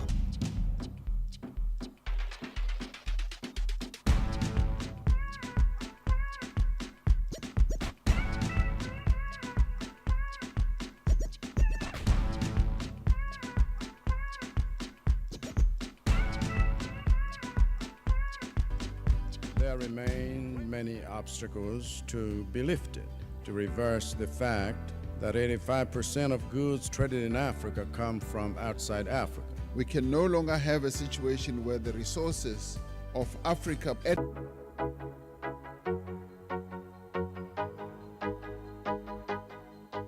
Introducing PAPS, the Pan-African Payment and Settlement System, supported by Afreximbank, the African Union, and the AFCFTA, that's connecting cross-border payments in Africa today, linking banks, payment service providers, governments and fintechs, making intra-African trade faster, more affordable, more inclusive, and supporting our shared vision to be one unified market under the African Continental Free Trade Agreement, overcoming the fragmentation that created new borders, hampering intra-African trade for generations. With PAP's digital capability, you can reap the rewards of this transformation by enabling your clients' cross-border payments to be instant and cost-efficient, with transactions initiated and settled in local currencies, fully secure with best-in-class ISO 222 encoding, and totally transparent with enhanced analytics for better informed decision-making.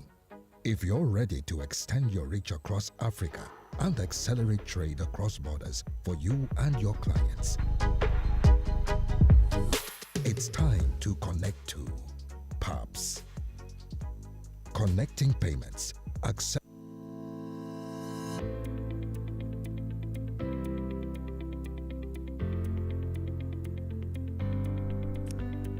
Good afternoon, everyone. Good afternoon. Excellent. After meals, I was hoping for more energy in the house. We have two sessions.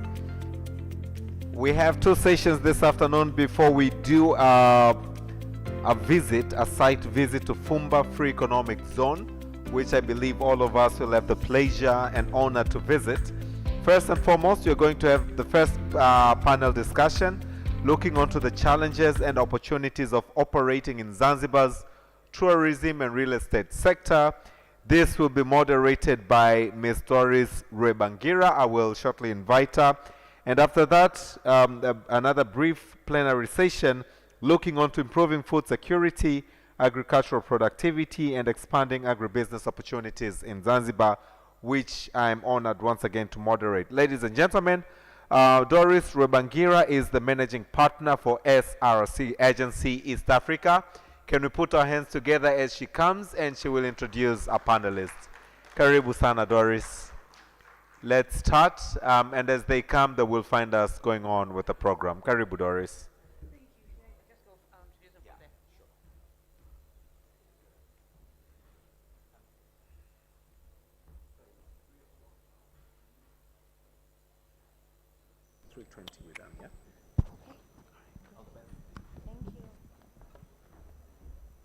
Good afternoon, everybody. Good afternoon, everybody. Habari za